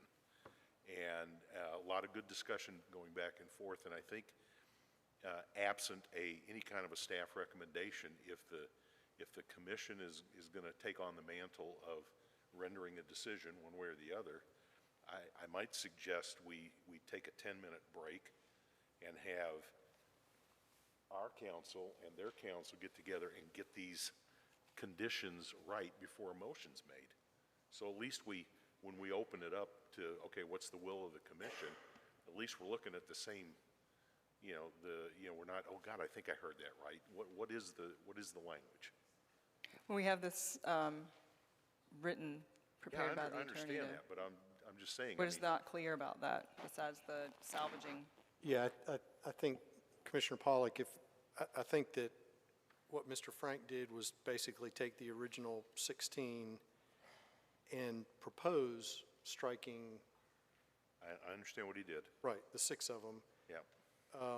And then gave us the clean document, I would assume for the purpose of incorporating into the approval, if it goes that way. My only additional discussion was over item number 6. So I don't know, for one, that the city necessarily, and I guess what I'm saying is, other than taking something out, we haven't changed any of the language that the city, because the city actually came up with these conditions, the staff. Can I just comment? Commissioner Woodruff? I mean, the second flyer we got that came through is the applicant's proposed. Commissioners, if I could please remind everyone to speak into their microphones, even though you all are speaking to each other, it's still being recorded. Sorry. I'm sorry. The second we got, the applicant's proposed conditions, it's where Mr. Frank has cleaned it up with theirs. From my perspective, on the one that I have a problem with, number 6 is in this proposed conditions. So it means they've presented to us their proposed conditions, which is taking the first one with all the markups and giving us a clean sheet. That's my good point. If someone makes a motion one way or the other, make sure you call out number 6, that's one of the ones we took out. If that's part of your motion, to identify each condition by number that we would take out from the staff report. Does that make sense? That would be part of your motion. So, what's the will of the commission? Madam Chair, I'm prepared to make a motion. Commissioner Lennon. Agenda item number 2, the rezoning from light industrial to UMX and UMX to UMX CD for 610, 712, 728, and 732 Surrey Street be approved. This approval is consistent with the objectives and policies of the following plans adopted by the City of Wilmington: the Create Wilmington Comprehensive Plan and the South Side Small Area Plan. The Planning Commission considers its approval to be reasonable and in the public interest because the proposal would allow for redevelopment of an underutilized and blighted property. The proposal further enhances the desirable characteristics that make each part of Wilmington unique. Therefore, the Planning Commission recommends approval of this request, subject to the revised conditions as provided by the applicant, with the additional striking of condition number 6 on the applicant's submitted revisions. So striking number 8 as opposed to adding in salvaging? What number? Is that part of your? What? Don't ask me to say that again. The one about the brick paving and granite curbing? Thank you. And further revised. Mr. Lennon? Sure. The applicant has made some suggestions. I would just ask that you allow staff and the applicant to work together on some language on condition 8 that would be agreeable to both, if that's acceptable. That's more than acceptable, thank you. Perfect. Here endeth the motion. thank you. Do we have a second?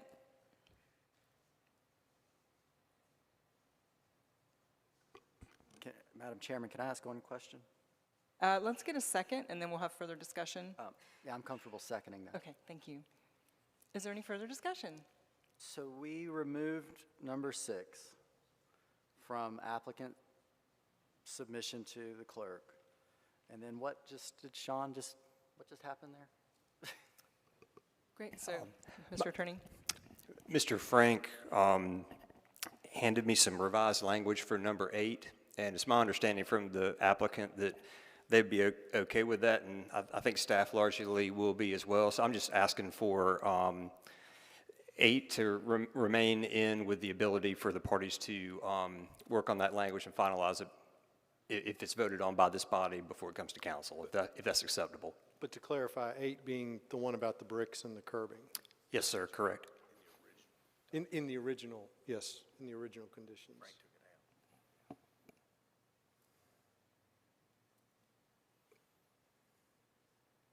Okay, are there any other clarifying questions or further discussion?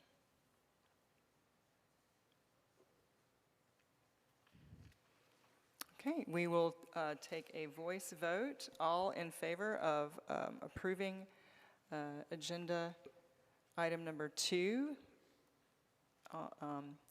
In favor, say aye. Aye. Aye. Any opposed? Motion passes. How many are there still left? 5-0. Commissioner Pollock, did you vote? No, I didn't, but I'll vote aye. I'm not going to hold this up. Okay. Thank you.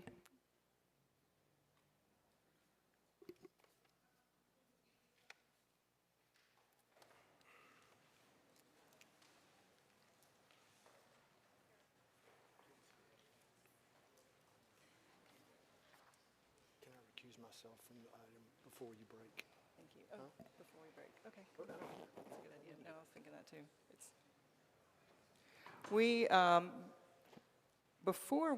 We're going to take a short recess, but before that, I'd like to vote. Commissioner Lennon has requested recusal from agenda item number 3. Would somebody make a motion to recuse? I Commissioner I Lennon? move we accept his recusal. Thank you. Sorry, I move to Second. approve that, yeah. Second. All in favor, loudly into your microphone, say aye. Aye. Opposed? Thank you, and we will take a 5-minute break.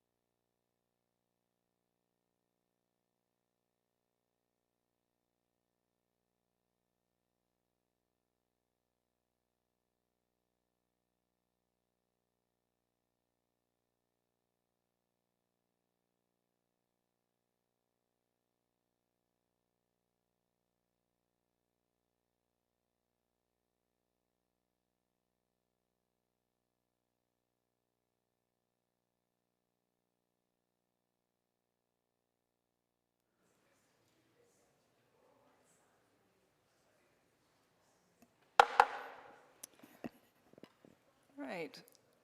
On to agenda item number 3, which is a conditional district rezoning modification of properties containing .38 acres located at 15 South 29th Street from O&I, Office and Institutional, to MD17 CD, High Density Multiple Dwelling Residential Conditional District, for 3 single dwelling residential lots. And Mr. Mahoney is here to deliver our staff report.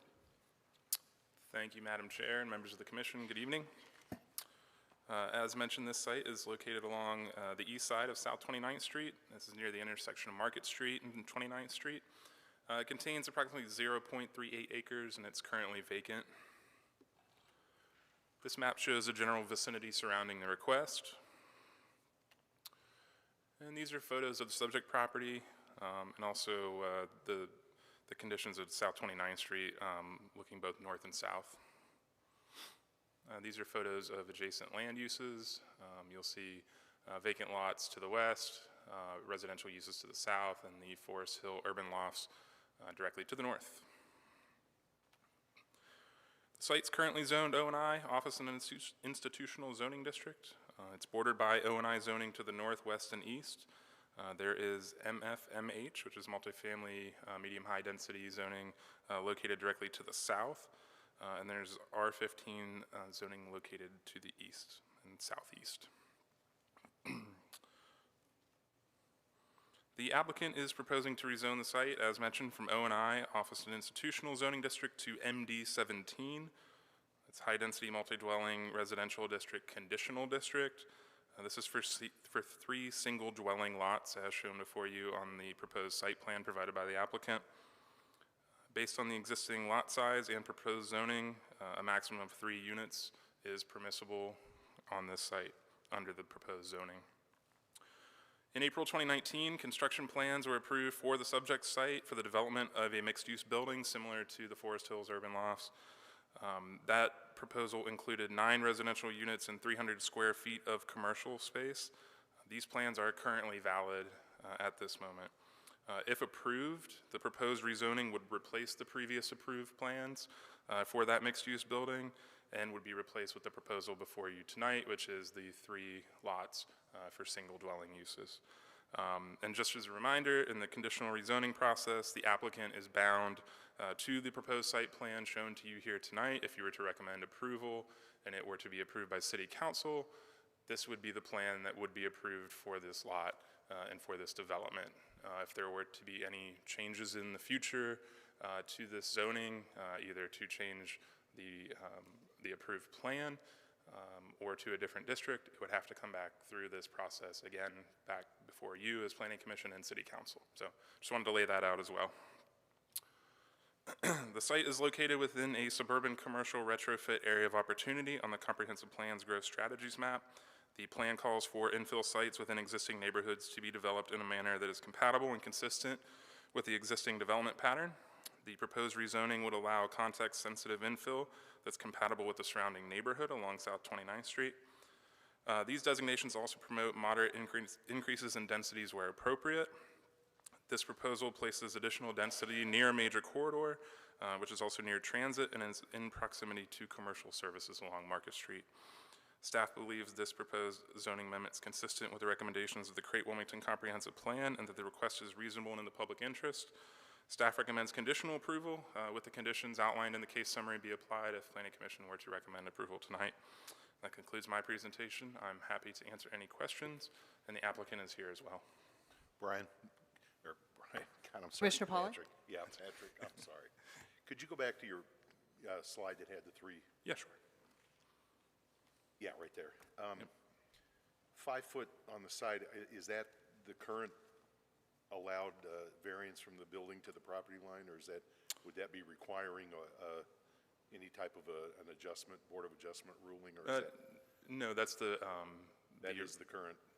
Well, if this were to be approved, MD17, that would be the side setback of 5 feet on the interior. Say that again, I'm sorry. These are the setbacks of the MD17 zoning district. Okay. Shown on the plan. So the 5-yard setback is what is standard for that district. Okay, then I guess the follow-up question then, and maybe this is for the applicant, is there another alternative than the MD17? with the current layout of lots, potentially, you know, and I'll defer to the applicant on their choice of zoning district.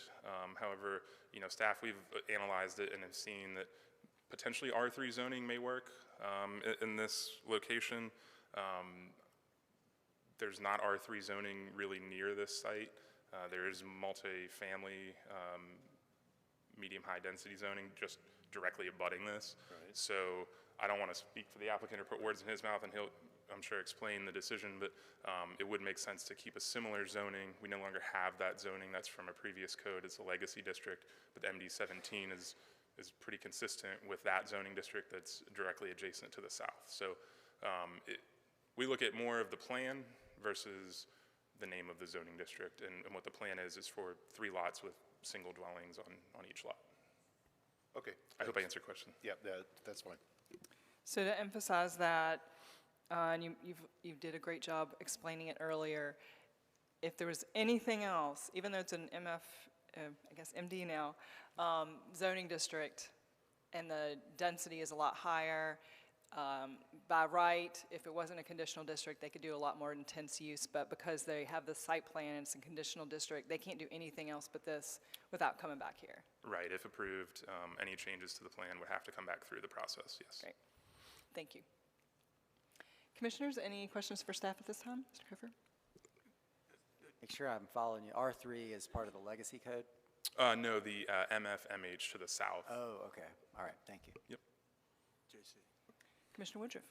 Just a little bit different. Lot 1, I'm still confused. Is part of the applicant's promise to deed this to the condo unit?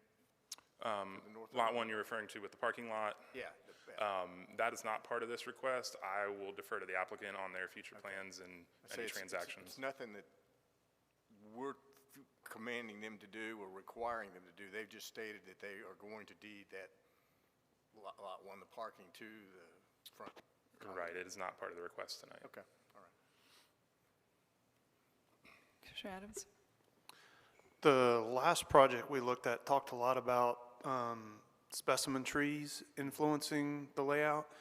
I know that the zoning, the MD17 that they're talking about for this, says that trees within the allowable footprints do not have to be saved. Can you talk about why there's a difference in saving specimen trees on, you know, a project like we just looked at versus the one here that's a 41-inch, you know, specimen tree on, I guess it would be the southernmost parcel? Yeah, I believe there was a condition added that any significant specimen trees located outside of the maximum building footprints, permitted and proposed access improvements must be protected and retained. Currently, the city's land development code allows for removal based upon if it's a single dwelling zoning or multi-dwelling zoning under 1 acre, and there's a home or a building permit issued, they can come in and remove it. With a small lot size, it may not be feasible. So that's the, you know, if it can be accommodated, that's the intent of the condition. And I have one other question. The previous zoning where this was all, I guess, one development, how are they dealing with stormwater? And how does that affect this new site plan layout? The previous development being the phase 2 of the Forest Hill Urban Loft. I don't have that in front of me right now. I'd have to defer to engineering. This would be reviewed through the technical review committee and check to see if there would be any type of stormwater treatment necessary for something like this. It may not reach the threshold of needing a stormwater permit, but it would be reviewed by city engineering. And Commissioner Adams, if I might add, I don't have the plans in front of me either, but to my best recollection, I believe they were pursuing underground infiltration, and that's an existing system that is located to service the existing impervious that's already out there.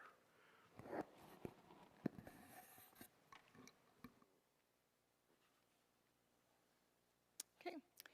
Thank you, Mr. Mahoney. Yeah, And the thank you. applicant is here.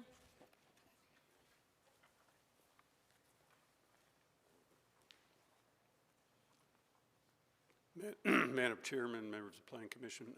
Brian M. Fleer, Realty Inc., KW Commercial. I'm glad to be here. I'm representing both the landowner and the buyer in this case.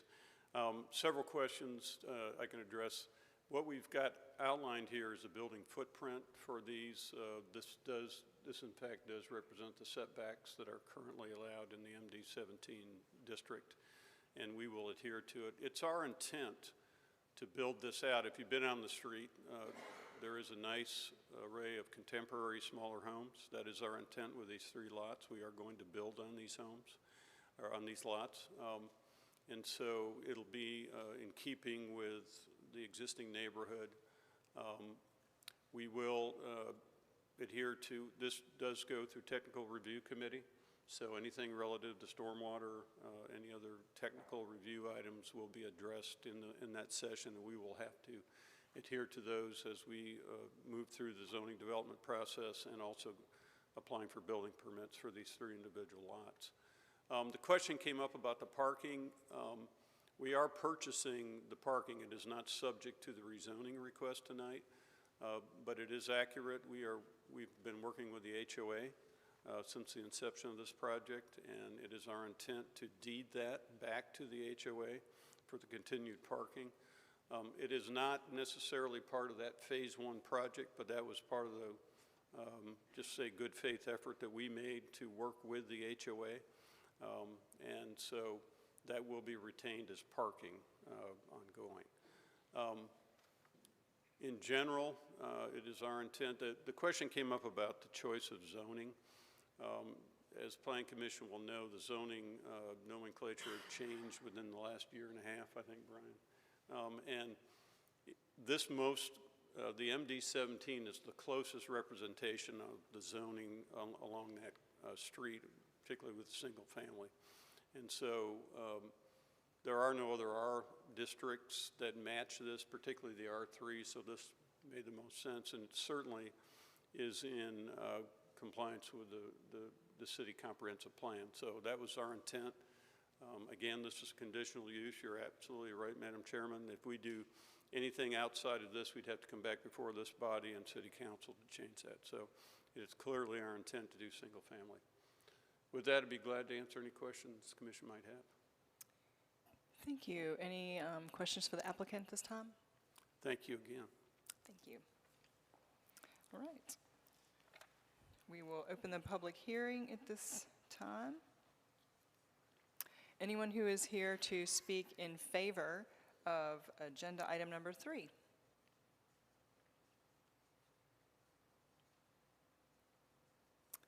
Anyone in favor of agenda item number 3? Okay, we'll move on to anyone who's here to speak in opposition of agenda item number 3. Just come on to the podium and start with your name and address, and make sure you've signed in with the clerk before you go. Thanks. Hey. A little tired at this stage, but here you go. I'm Mary Craig, and my husband and I live at 27 South 29th in one of the contemporary homes. And we do object to Ma'am, if you could put the microphone down just a bit. Thank you. Do you want me to repeat? Your name. Oh, Mary Craig. So we live on a property very close to these, and we really just object to the use of the zoning code of MD17. We were very closely involved in the Carolinian project, and I also have concerns about the commercial property across the street now probably going to seek for a zoning change as well. I apologize, I'm a little bit tired after the last agenda item. We don't oppose the 3 houses, it's really the zoning code being used for this. And when I found out that our houses were zoned multifamily, I was surprised. Not one of those houses are a multifamily house. They're all single-family houses, 6 of them. So it just makes me wonder how zoning codes are used to fit the purposes of the developers, I guess. And the other thing that I would say is, yes, we do have water problems on that street, and that particular property as well as our own properties, get very wet when we have very heavy rains, and the street becomes basically a river during high times of heavy rain, especially in the summer. And I guess my other question, just in general, or not question, but my other thought about just zoning in Wilmington is, it would be great to have the infrastructure in place before we start, putting in a lot of this high-density building. I'm not opposed to high density if the infrastructure can handle it. Market Street, right now, we were trying to leave to come to this meeting. We couldn't get out on South 29th to take a left, so we decided to go over through the Y parking lot, and we had to really dodge out there to get out there. It's a very busy street. I don't think 3 houses are going to contribute to a huge traffic problem, but I do think that infrastructure is a problem in the city. Do I have anything else? I wanted to stay focused here. I think that's it. And the tree, that is a very beautiful chestnut tree. And we have a walnut tree on our property, and we've been told we can't take it down. We didn't want to take it down. Our neighbors were very annoyed by all of the walnuts that would be falling down. But, for us, it was about an $8,000 endeavor if we violated the code for the city, which we did not want to do. We believe in the tree canopy for the city. So, thank you. Thank you, Ms. Craig.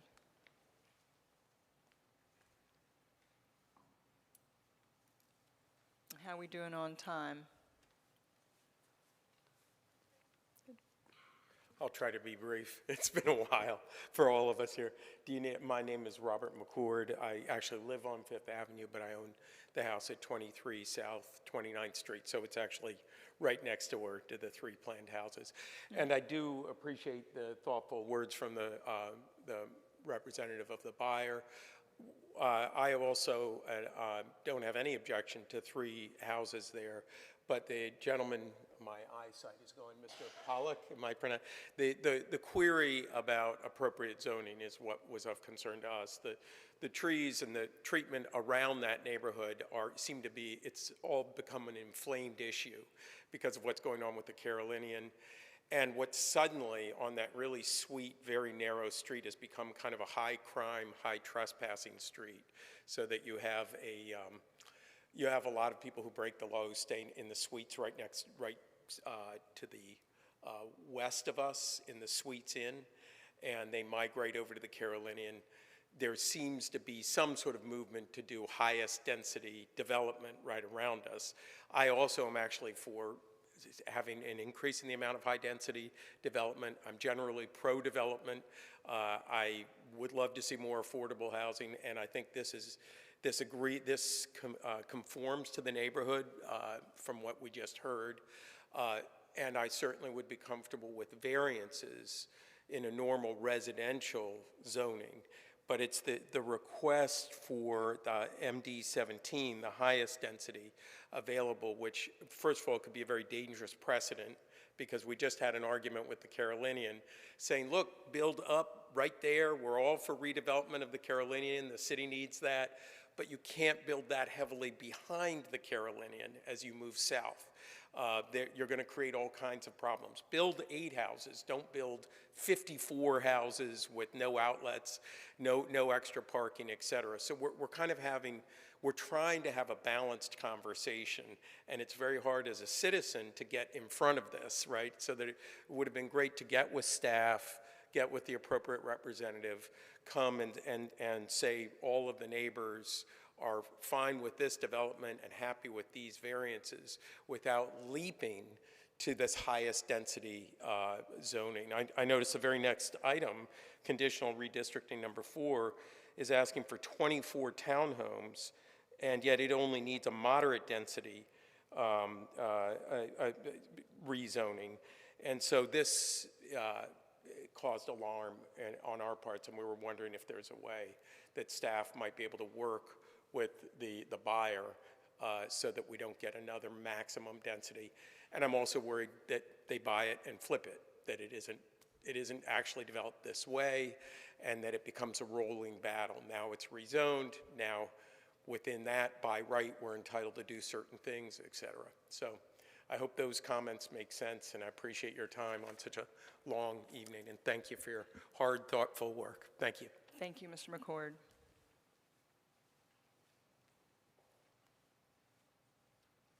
Anyone else here? Ms. Painter, did you have a time update? 3.5 minutes left. Anyone else here to speak in opposition of item 3? Anyone else here to speak on this item? All right, we will close the public hearing.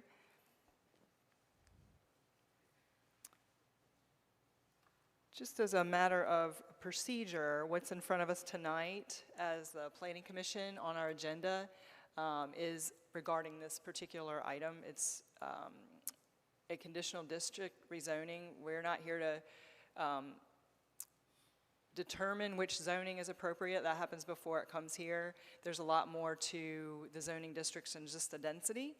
And so that is what staff and the applicant work out before they get here. So there's setbacks are a big one on this one. So those are just some examples. It's not just about density. And so to reassure everyone, just from a procedural standpoint of how the Land Development Code works, this conditional district stays with the property, no matter how many people sell it. And the only thing that can be built here are the 3 lots, unless it comes back here. So that hopefully will address, just from a procedural, again, not speaking for the applicant so much as just sharing some information about how the code works and how the rezonings work in general. So would the applicant like to address any of the comments brought up in the public hearing?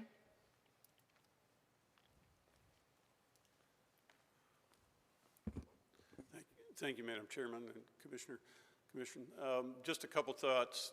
The lots, as you know, if you've had a chance to go on the road, what we're going to end up building is going to be absolutely consistent with the lots and the units that are existing. This could have been, as Patrick mentioned, a 9-unit condo project, much like what's already existing at 29th and Market. So when you talk about density, traffic, any kind of stormwater issues, this in the net result is going to be significantly less. Again, we go back to TRC to deal with anything relative to stormwater or any, Mr. Chambers mentioned we are going to be using infiltration as a function of the downspouts on the single family. So is our sincere intent to blend with the neighborhood. I think when it's completed, I think it'll be an asset to the neighborhood. So again, I'm open to any questions or comments from Planning Commission at this point. Commissioners, do you have any Yeah, I more do. questions? Yeah, Commissioner Pollack? From an infrastructure standpoint, and Patrick, this is much for you as well. What is the developer's responsibility in terms of, does the developer, are they just responsible to tie into the current infrastructure that's on the street? Where does their responsibility start and stop relative to how they tie into the street that they're building on? Does that make sense? When you say infrastructure, you mean? Well, the stormwater runoff, sewer drainage, those kinds of things. I mean, are they responsible to correct any situations that exist currently, or they're just responsible to tie into the current infrastructure on the street? The development would be responsible for what they are producing in the way of impervious surface. So they would be tasked with capturing whatever that amount is with whatever retention standards that city engineering requires of them. Okay. Basically, they're not going to fix all the problems, but they're not going to make it worse. And right? JC, Is that what that's great, because there, as you well know from your experience, there's always so many discussions about existing situations on streets and that, and the developer is not responsible to fix current situation. They're responsible to tie into the existing city, ordinances and structures and et cetera, et cetera. And I would say all the above. This is a good look. It's a rolled curb. We don't have to remove the curb. We can, as far as driveway placement, it's functioning today. And I would just say there is a significant tree that's going to be within the footprint, but at the the back of the property line, there's significant trees which we have no intention on taking down. So natural drainage will flow, and we'll be doing infiltration relative to any downspout.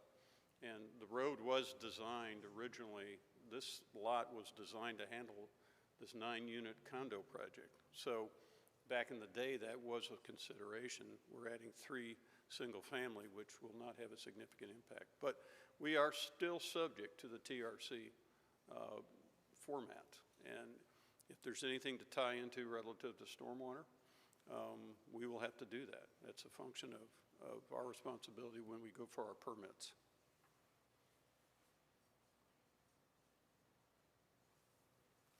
Thank you. Thank you. All right.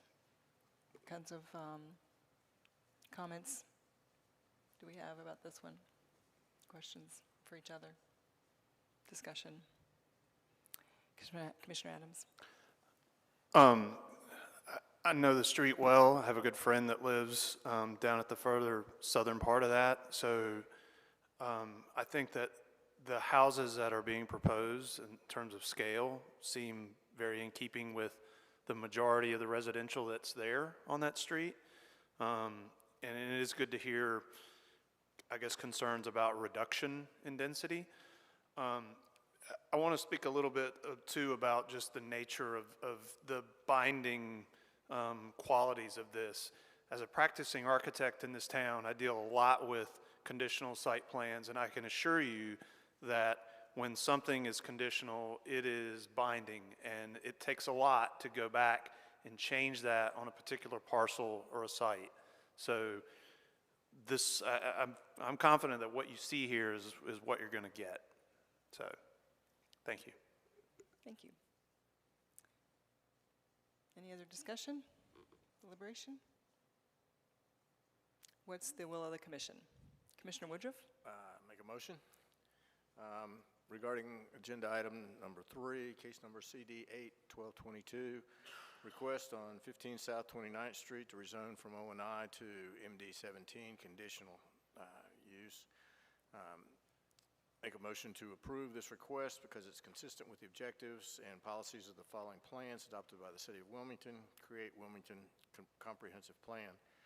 The Planning Commission considers its approval to be reasonable and in the public interest because the proposal would allow for additional density consistent with the existing neighborhood and near a major corridor in close proximity to commercial services and uses. Therefore, the Planning Commission recommends approval of this request. With the There were their conditions. conditions on page 4. Yes, ma'am. Add that. All right, Commissioner Woodruff has moved to approve agenda item number 3. Do we have a second? A second. With the second, and voice vote with your diaphragm loudly. All in favor, say aye. Aye. Any opposed? Thank you. Motion passes 6-0. Welcome back, Commissioner Lennon.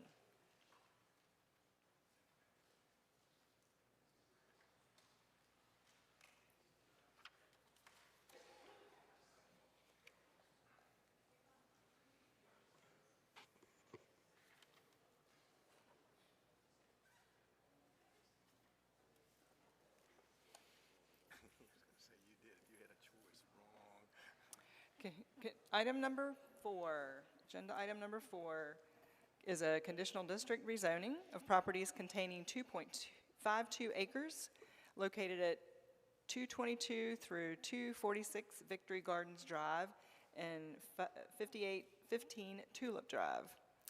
From R15 moderate density single dwelling to R5 CD medium density mixed residential conditional district for a residential development with 24 townhomes. And Mr. Chambers is here to give us our staff report.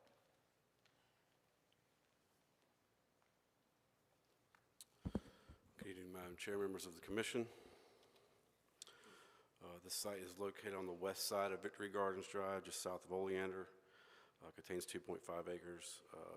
There's a single dwelling home, several accessory structures, and there are several vacant tracts included in this property. The parcels were originally platted as part of the Victory Gardens Estate, which was originally platted back in 1943. This map shows you the site within the context of the surrounding area. You see it just south of Oleander Drive.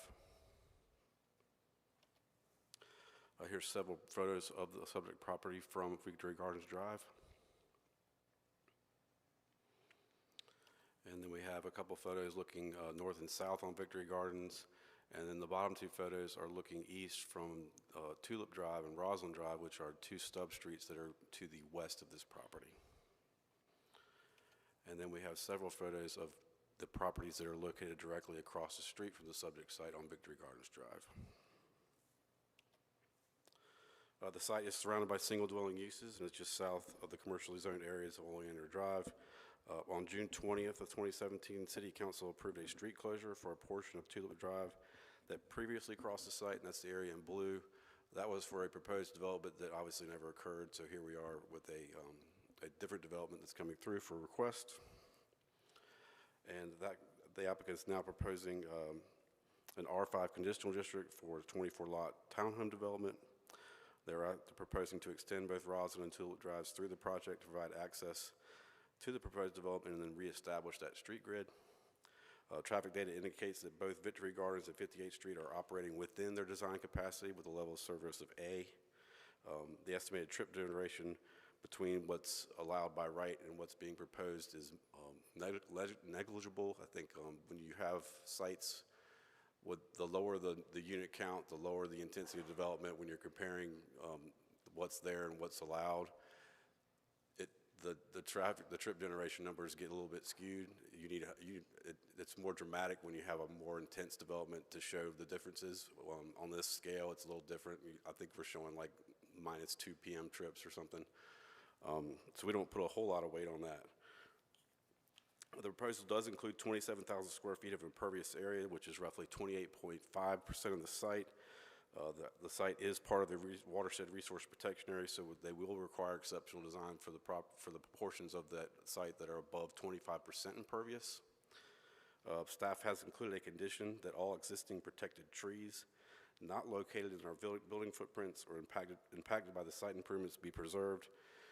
And we've also added a condition that development must not employ mass grading to satisfy any stormwater management requirements. The site is located within a greenfield site multi-use place area of opportunity. The comprehensive plan supports infill that is compatible with the surrounding area. The plan calls for new development to provide appropriate transitions between varying development types and densities, and the plan supports the completion and extension of existing street network. Staff believes this proposal would be compatible with the surrounding development pattern and would also add the existing street network. The project would provide additional housing option and would serve as an appropriate transition between the more intense commercial areas located along Oleander Drive and the surrounding neighborhood. Staff believes this request is consistent with our plan and the request is reasonable in the public interest, and we are recommending conditional approval subject to the conditions in your case summary. I'm happy to answer any questions you might have at this time, and I think the applicant is prepared to make a presentation as well. Commissioners, any questions of staff at this time? Commissioner Clifford? Thank you, Brian. Can you just explain clearly to us what is allowed by right under the current zoning? I mean, R15, is that? All right, so when we look at these sites, we're looking at just how much acreage you got and how much based on the lot size if you just did simple math. Obviously, you have to put roads, stormwater infrastructure, so that might take away from that density. So when we make these estimates in our report, it's that simple math, just to give you a general idea that they might be able to get to this point, and we want to make sure you're aware that the most they could probably put here by right is that number. So that's how we arrive at that.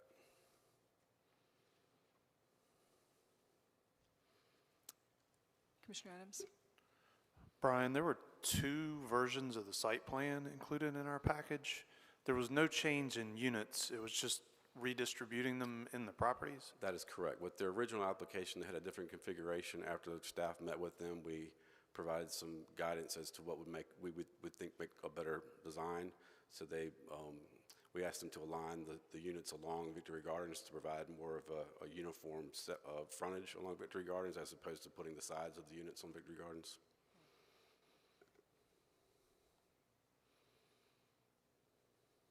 So the one we see on the screen is the first one? This is the current plan that is being proposed. Oh, okay. So lots 1 through 4 and 21 through 24. Yeah, and looking at this, the applicant's original submittal included, if you look on the group of units on the left-hand side, they were kind of flipped.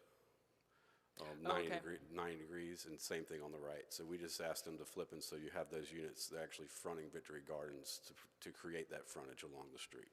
Makes sense.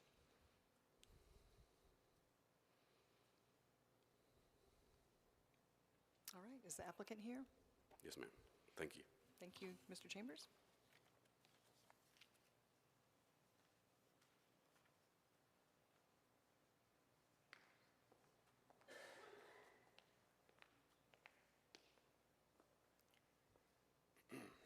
Good evening, Madam Chair, board members.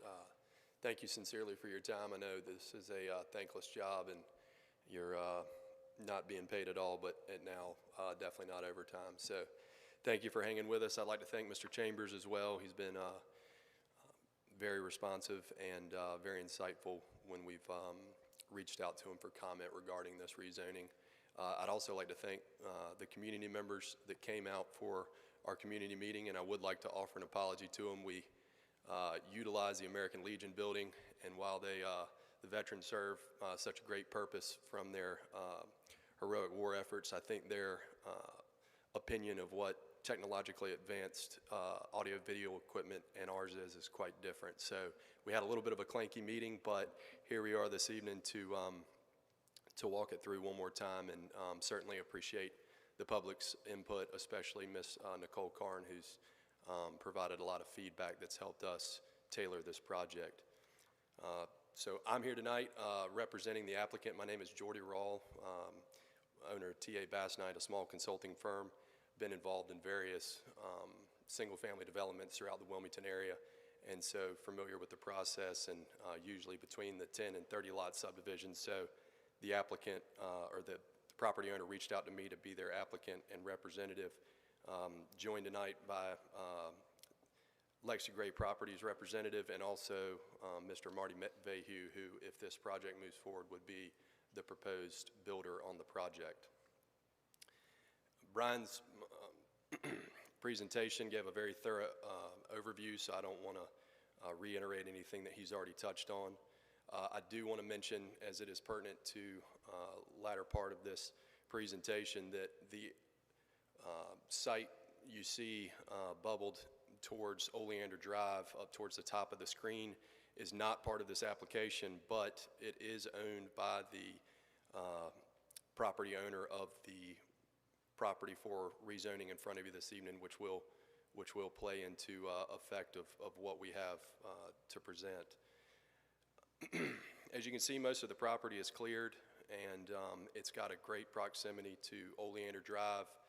Victory Gardens being tied into Roseland and Tulip would give an opportunity also to put traffic to 58th Street, which does have signalization out to Oleander. Also to your right on this site overview, you'll see a few scattered addresses of a recently rezoned property. I have been in touch with Ms. Jan Bass, who owns that property. She's supportive of what we're looking to do, and she does have an element of commercial coming in there. As part of her site plan, she would be required to run a multi-use path trail to the back side of the 5814 Oleander property, which is commercial. As part of the way I envision the property working and how it would be beneficial to the surrounding areas, that interconnectivity and having walkability up to that commercial segment of Oleander is really something that Wilmington is lacking, where you can live, work, play, for lack of better terms. I actually have family that live off of Greenville Loop Road, and I think it's become sort of a novelty. They all try and figure out on Friday nights how to ride their bikes through these back roads and crossed unbuilt upon lots to get to Moe's or something on Oleander for libations and some food. This is looking in from Tulip. Again, Mr. Chambers had this in his presentation. There is one multiple dwelling, unit dwelling on Tulip Drive, shown on the right-hand photograph. As this project is reflective in the comp plan, it is highlighted as an area of high-intensity use. In talking with the property owner, I think there's a lot of over high-intensity uses in places where, even though the comp plan might suggest for it to go there, you know, the surrounding area just isn't appropriate to try and fish that in once you really get down onto the ground level. So we did go with more of a moderate density type than trying to really strive for a very high development intensity of type, which the comp plan does call for on this property. You've obviously seen a copy of our site plan. A couple things to note: we did tailor this not only to staff's recommendations on what they would like to see here, but there's a section that we tailored in the interest of saving some significant trees. I don't know if they match specimen qualifications or not, but there's a few live oaks to the southwest corner of the property, and we did a tree survey early on, and we wanted to make sure that anything that could be preserved in terms of, you know, appealing vegetation was obtained. So we did take that step to make sure those trees would be preserved. The stormwater pond is situated in the middle of the property. As staff had recommended, and we are amenable to making that sort of a courtyard feel, so it looks a little bit more like an amenity than just a stormwater pond. I've also talked with the owner, and he is amenable to self-condition that we run a Class A buffer down the property line. And I don't know if there's a pointer any way that I could show, but basically that 15-foot setback down the rear of the property, if you will, in between Tulip and Roseland Drive, with a 6-foot board-on-board fence. And I believe the Class A lets a significant tree every 25 feet with understory trees in between. Anyway, I have a short diagram at the end of this to kind of illustrate, what the property owner is willing to offer here, and that's to provide some privacy and try and, allow for a little softer transition between the existing property owners. It was at their original request, and it took some thought in how we could pull it off, and there's obviously some financial investment to be made, which the property owner was amenable to do in the interest of serving the existing property owners. I'd also like to note, as it is pertinent to stormwater, and the reason that I highlighted the track 5808 off Oleander, we have been in contact with the city engineering stormwater department, and they've been very helpful in helping us understand some of the existing infrastructure that's already in place. And we have sent survey shots out and have a good understanding of where stormwater culvert sizes and inverts lie as it is relative to this property.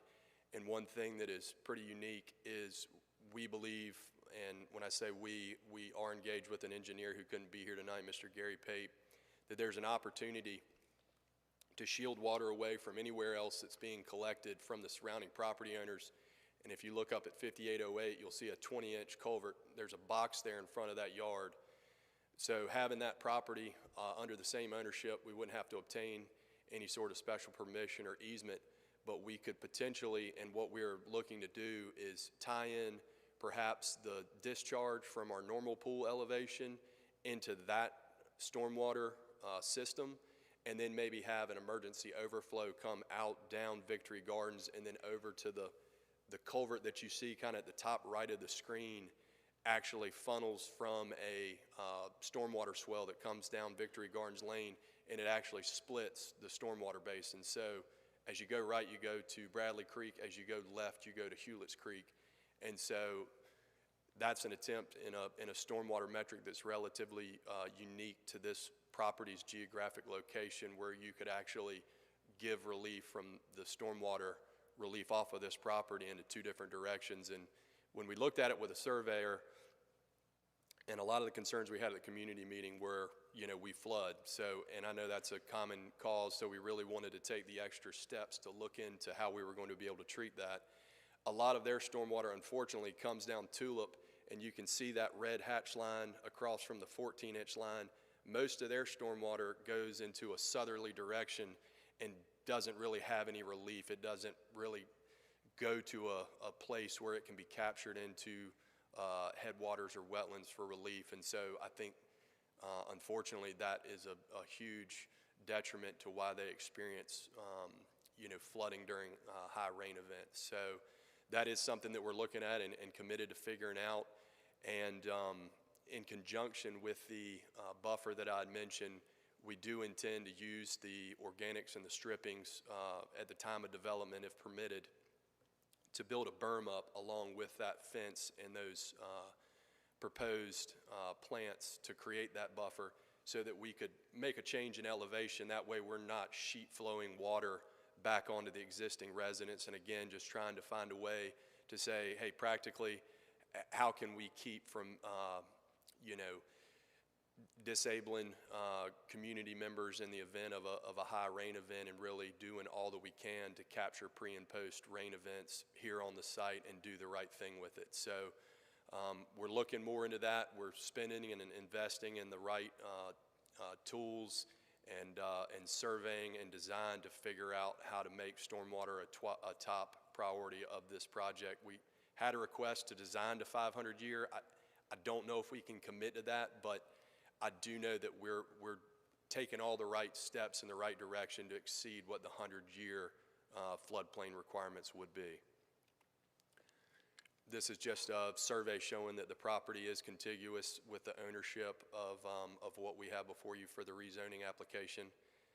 And I don't know if maybe you can help me rotate this, Brian, because this looks a little bit more like a spaceship than what we are intending it to. But this is essentially a rendering, a two-dimensional rendering of the facade. We did have to wait for the designer, for the builder to free up enough time, but if we can get it back up on the TV, we had comments at the public community meeting. There was a rezoning a few years ago on Victory Gardens Drive that has enabled an architect to build a small office building along with a few what look to be either rental or for sale houses that kind of mirror that. I don't know if there's a correct verbiage for it, but it's a contemporary coastal craftsman look where you've got very nice facade features that have different changes in elevation, and then you also kind of end up with a little bit of that salt box roof style where it's flatter, again in conjunction with trying to tailor to some of the community's concerns. They were worried about, and understandably so, height of a tall building, a 3-story townhome that could be looking down at their existing structures. And so, this goes 2 stories, and then there's no room for a frog or another loft because there's no, truss system that's going to allow for that higher elevation for another room. So this is basically a look that the owner and the builder are committed to trying to bring to that area. And one of the things the comp plan talks a lot about is vibrancy within the community. And speaking frankly, the community, in my opinion, really needs more product that kind of mirrors and represents, the growth and direction of Wilmington being a coastal community. And you find a lot of 1-story ranches that seem to be outdated, and this sort of brings, the coastal representation from a facade feature, to the core of Wilmington. We also are committed to doing recessed lighting for street lighting. Another concern that the community had was light pollution from street lighting or from a tall 3-story building. And this is a more expensive option, and sorry, it's not the most formidable rendering, but it's Sanibel Island style lighting that Duke Energy offers off a concrete pole. And so with that bell effect, if you will, that lighting gets a nice displacement on the ground. It doesn't cause any light pollution into other neighboring properties, which the community was requesting of and we are sensitive to. This is just a small representation of sort of how we would envision the buffer minus the, as I had mentioned earlier, the raised berm that we would be able to utilize from the strippings on the site. But you would have a nice mix of attractive trees that were at a higher elevation to create that screening effect up higher, and then not represented as well, the little green circles would really be an understory tree like a ligustrum or maybe a Chendoviburnum, something that's going to grow up and in between those taller trees to create some opacity in between the existing structures. And that's, again, a concession that the ownership group is willing to make and actually condition if you are in support of moving this forward to the city council. So all that being said, that is the end of my presentation. If you have any questions, I'm happy to answer them. Thank you. Commissioners, do you have any questions for the applicant at this time? Commissioner Pollock? A topic that gets a lot of discussion lately, and I know there will be those in the room that will chuckle when I say this, are ADUs. And I noticed in the table provided to us that it says in the existing zone, R15, it talks about, single dwelling and ADUs. In the proposed R5, it just has townhomes. Do I infer from that there, one, either no ADUs planned and or number two, that in the requested zoning of R5, ADUs are not allowed? You can infer for this project that with this being a conditional rezoning that we are not looking to include ADUs. Okay. That would have to be a staff question if you wanted guidance on if they were permissible within R5, but I do not think they are. Brian? They are permissible, but again, this is a 24-unit townhome project. No ADUs are proposed. Got it. Thank you. Yes, sir.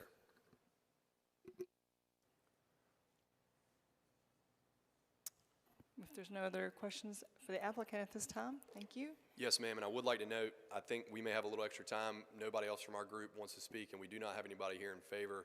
I know there's a lot of people from the public, so if we can yield any of our additional time to them, they've been waiting patiently, so we'd like to offer them all an opportunity to speak.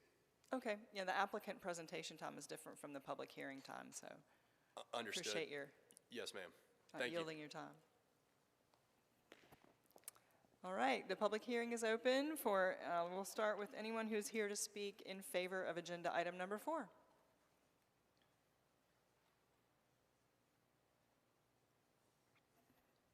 Anyone here to speak in favor of agenda item 4? We will move to anyone who is here to speak in opposition of agenda item number 4. And if there's multiple people, you might want to line up just so that for time purposes, we will start the timer at 10 minutes. And if you'll come to the microphone and make sure it's at your height, start with your name and address, and make sure you sign in before you go. Yes. My name is Matthew Karn. I'm 5809 Roseland Drive. It's directly adjacent to this proposed change. I have signed in. To answer your question, Ace Coffer, there's only 6 properties that he did not answer your question. There's 6 properties according to the original zoning is what is allowable. You asked him that question, he did not answer it. I can probably say that the entirety of the neighborhood is against this proposal because he states it in his application that the area is antiquated. That is correct. It is antiquated via roads. I have pictures of the roads that you're talking about using as main thoroughfares that really need to be redone by the city even before this project is even considered. If you'd like to look at those, I'd be glad to hand a picture over to you. The stormwater thing was attempted to being approached, but it has not been. I've been living there since 2008.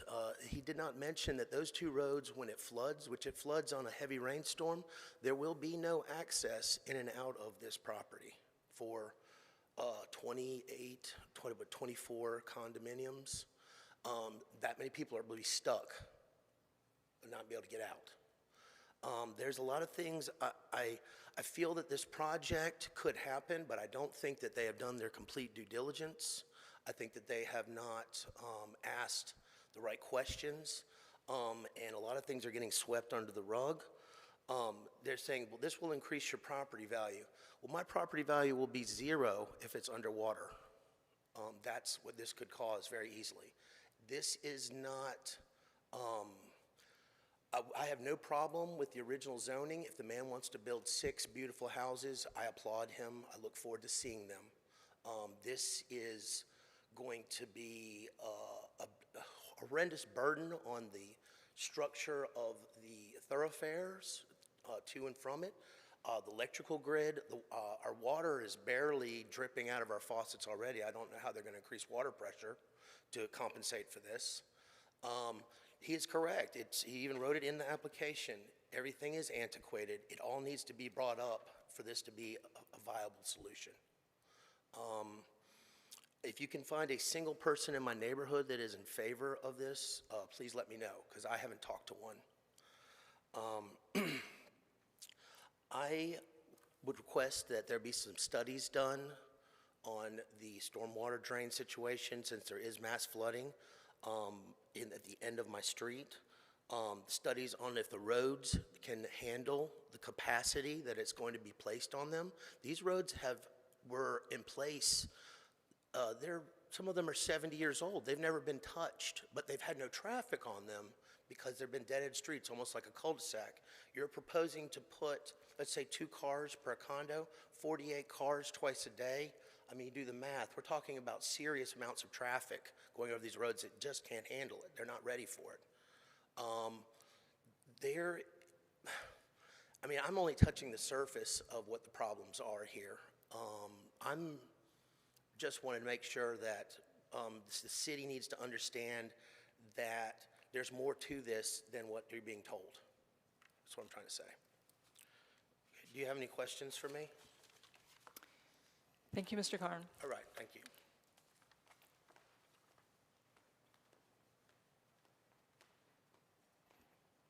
Anyone else here to speak in opposition?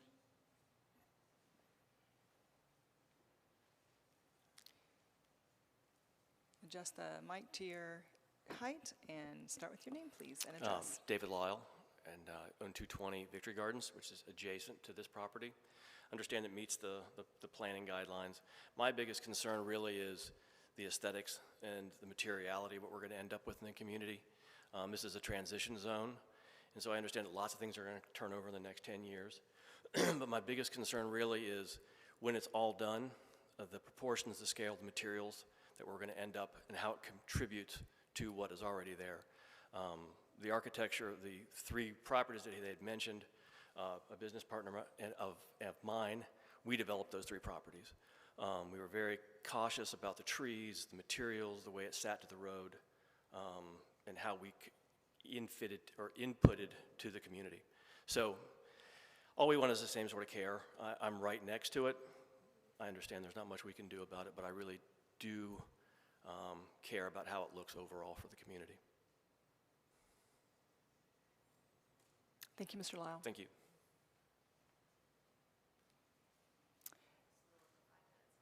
Anyone else? What? 5 minutes left. Anyone else here? Thank you. Anyone else here to speak in opposition of agenda item 4?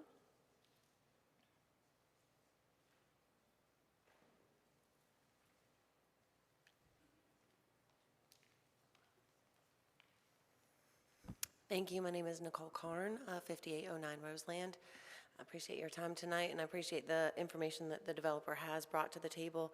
Some of the adjustments in regards to the buffers, et cetera, I think are going to be important for the bordering properties. The one thing that is of concern, especially, is that stormwater.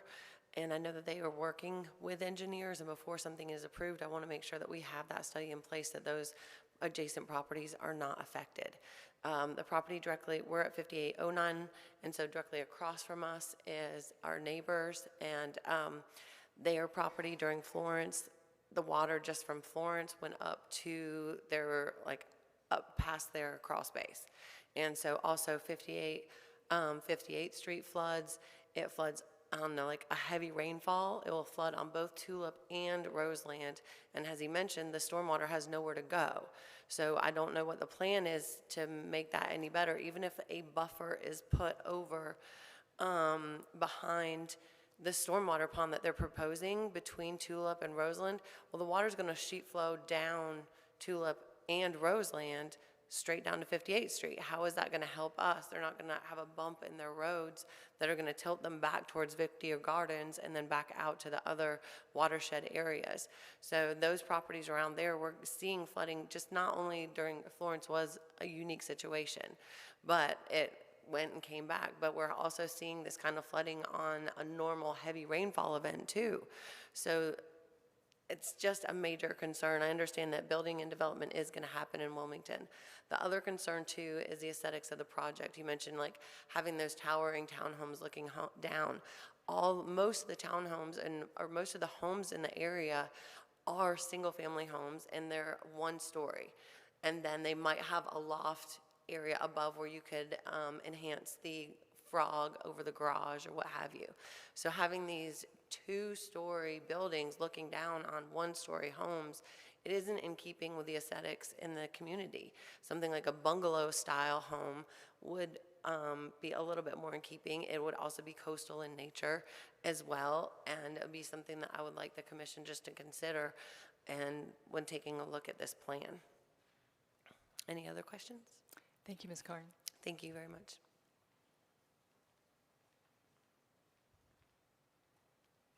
Anyone else here to speak in opposition? One more. How much time's on the clock, Ms. Painter? 2.5 minutes. Okay. This how it work? Thank you. Good evening. To briefly speak on my behalf, I think... Start with your name and address. Yes, thank you. My name is Randall Jackson. I live at 233 Victory Gardens Drive. I'll be directly opposing the stormwater drain or stormwater basin as it is continually referred to. That is a purpose of utility, meaning that it is not additive to the neighborhood. It is a minimum requirement, which is the discussion that has been had throughout this entire situation, if you will, including during the community meeting in which some crosswords were said about you all, to be fair to the point. Along with one other member of the community, I've only been there for 2 years, and this is rather intimidating to have directly across the street. It shows a sign of what is going to happen to the community, of which other members have been here for 30 years. And to have essentially a wall built across the road, 35 feet, is excessive in nature and does not fit, as is required by the zoning, with the rest of the neighborhood. Stormwater is only a part of the problem. It continues on to be a problem in the fact that it does not fit with the fabric of the community. And again, emphasis on the minimum part here. What we continually hear is minimum effort. And the trades, that is considered code. Then there's industry, and then there's best practice. The 3 properties that were developed further up, the design studio and the 2 rental houses, which they are if discussion with the community have been bothered to had, were, as mentioned, integrated into the community purposefully and with intention. And intentionality is missing here. A typo, I suppose, on the original plans that we were given as the community via an email after asking and after the community meeting, again, we were not able to see these, was a proposition for 196 apartment units across 2 buildings. So this has been a rollback, which is appreciated, but this is still very intrusive to the community.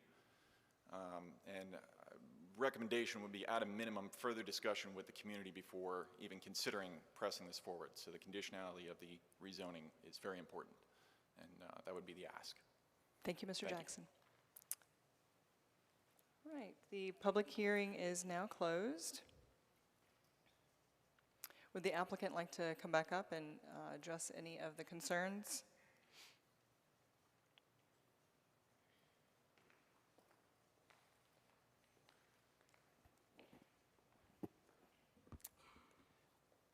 Just a few things that I think were not represented. There was never any time a 196 unit apartment building to be placed here. A wall of 15 or 35 feet not included.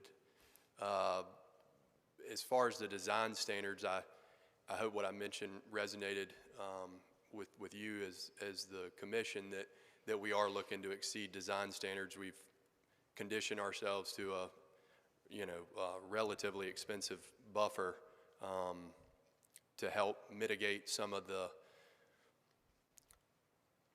distance between the property owners that are existing and this new project.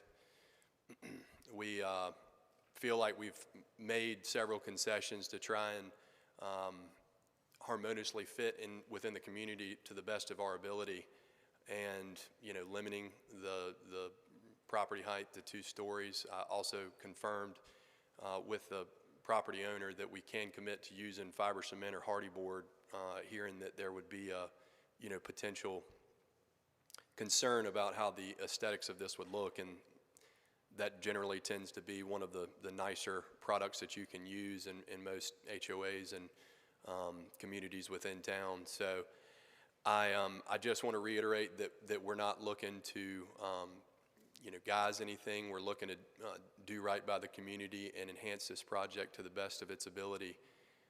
Conversations that were relative to low water pressure, we are going to have to loop the water system and bring an 8-inch line from Victory Gardens through to a 6-inch to Tulip. We'll also be required to run new 2-phase power, and it will be underground. So underground transformers help in situations with storm debris that knock down overhead existing lines. The antiquation that I mentioned about the area really was more pertinent to the property that we are addressing. It's got a old commercial style warehouse building on it that just isn't really well suited for the community anymore. It's a maybe 3,500 square foot metal warehouse. And so I wasn't looking to offend anyone with those terms. I just was relaying that the property and the use and the buildings that are on top of the proposed rezoning before you tonight are antiquated for what need to be utilized in really the 21st century. So if there's any other questions, I'm happy to answer them, but I just want to reiterate that we are willing to self-impose that Class A buffer to bring in substantial vegetation, privacy fence. We are making monumental efforts to try and protect the existing vegetation and tree canopy that is there, although there's not very much of it because the site for the most part has been cleared. But what is there, we are looking to protect, and you can see that reflected upon the map that, adjacent to lots 4 and 5, you're going to find the majority of your vegetation that we are purposefully staying away from developing. We've also exceeded the open space areas that you would find behind lots 18 through 20. And again, we purposefully put that on the side of the existing residential structures so that we could create more of an open space buffer between our proposed project, and their existing dwellings. So. Thank you. I have a follow-up question to, you mentioned the looping the water lines. How do you expect that to impact the neighbors? Well, in a positive manner, we are in the utility business, so anytime that you can, loop a pressurized line into another, you're just adding to what that PSI, that pressure per square inch would be reinforced by, a larger line then being reduced down into a smaller line. So by all theoretical applications, you would be increasing the water pressure by the effort. Great. Yeah, I used to design them, but so these are the same water lines that the folks here use and that they've talked about the low water pressure, but they'll be on that same loop. They'll be affected by your looping, not just your project. Correct, because yes, ma'am. Yes. Great. Well, that's good news. Yes. Let's see. Do any of the other commissioners have Commissioner Pollack? Comment was made a few minutes ago about the height, and you talked about the height as well. Was there any consideration given to, instead of, I'm looking at the proposed site plan, and it gets back to, what's allowable in the current zoning versus what you're asking for. I think a couple blocks over, I know we approved a cluster type of development earlier this year.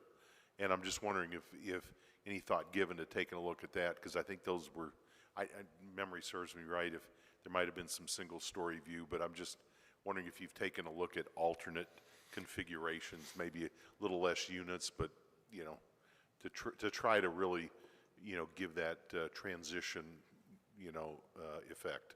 We had, and I believe we were allowable to maybe another 2 units, but with the amount of space that we have, with what we intend to do from a product style perspective, we kind of need the economies of scale to include,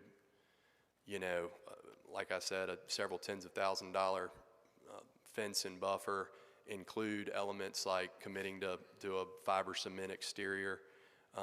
We also limited it to a 2-story. By right, you can have a 35-foot tall structure in New Hanover County, and that may have been where the misnomer about a 35-foot wall came from, but I would anticipate to that there's not really a ridge line proposed with the roof style that we have, but to the top of roof, maybe around 20 feet. So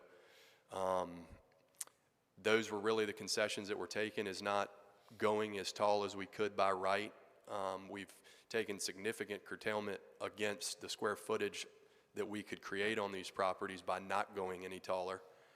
So that's certainly a reduction in, feasibility from an end product perspective. And those were really the elements that we kind of incorporated to address your question, which was, leave them at 2-story, create a low-pitch roof line.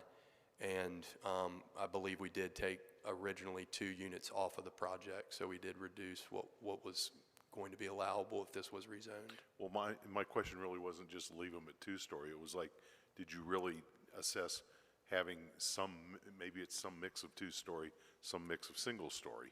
And that's why I asked it right in a cluster type of a question. We, to accommodate for parking and to tailor toward kind of human nature, we want to include a garage on these.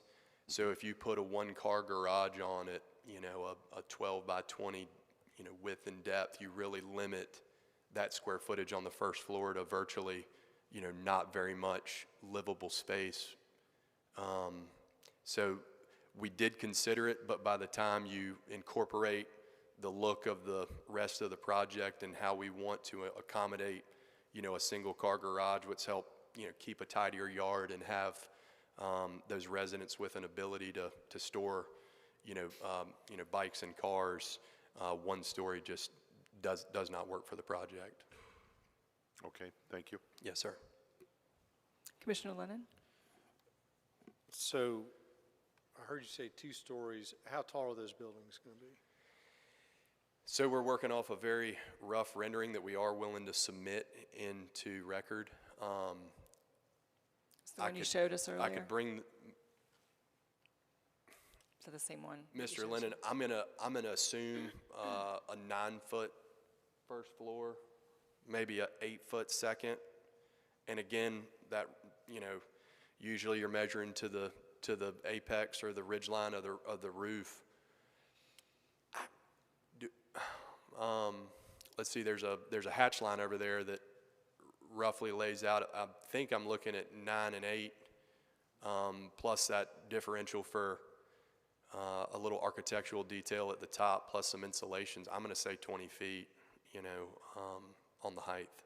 So 25 is probably a safer bet, just for the sake of discussion. Yes, sir. So, Mr. Chambers, under R15 currently, what's the height limit? It's 35 feet. So there was another question about by right what could be built here. Is it 6 or 4 with 4 ADUs? Based on staff's analysis, we think they can get 8 units and 8 ADUs. Okay, so 8 units currently zoned R35, right? I mean R15, yeah. Yeah, zoned R15, that we believe they could get 8 units, 8 ADUs. Okay, so 16 homes, and at least 8 of those would by right, be able to go to 35 feet. That is correct. Okay. What stormwater is on the site now? None. Okay. So can you go back to the site plan, please?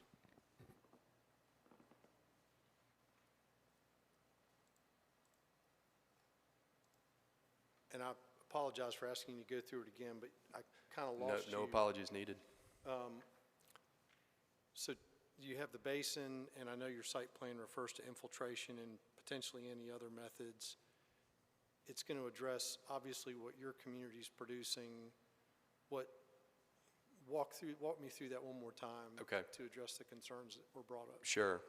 And to address the question about testing, we did do seasonal high.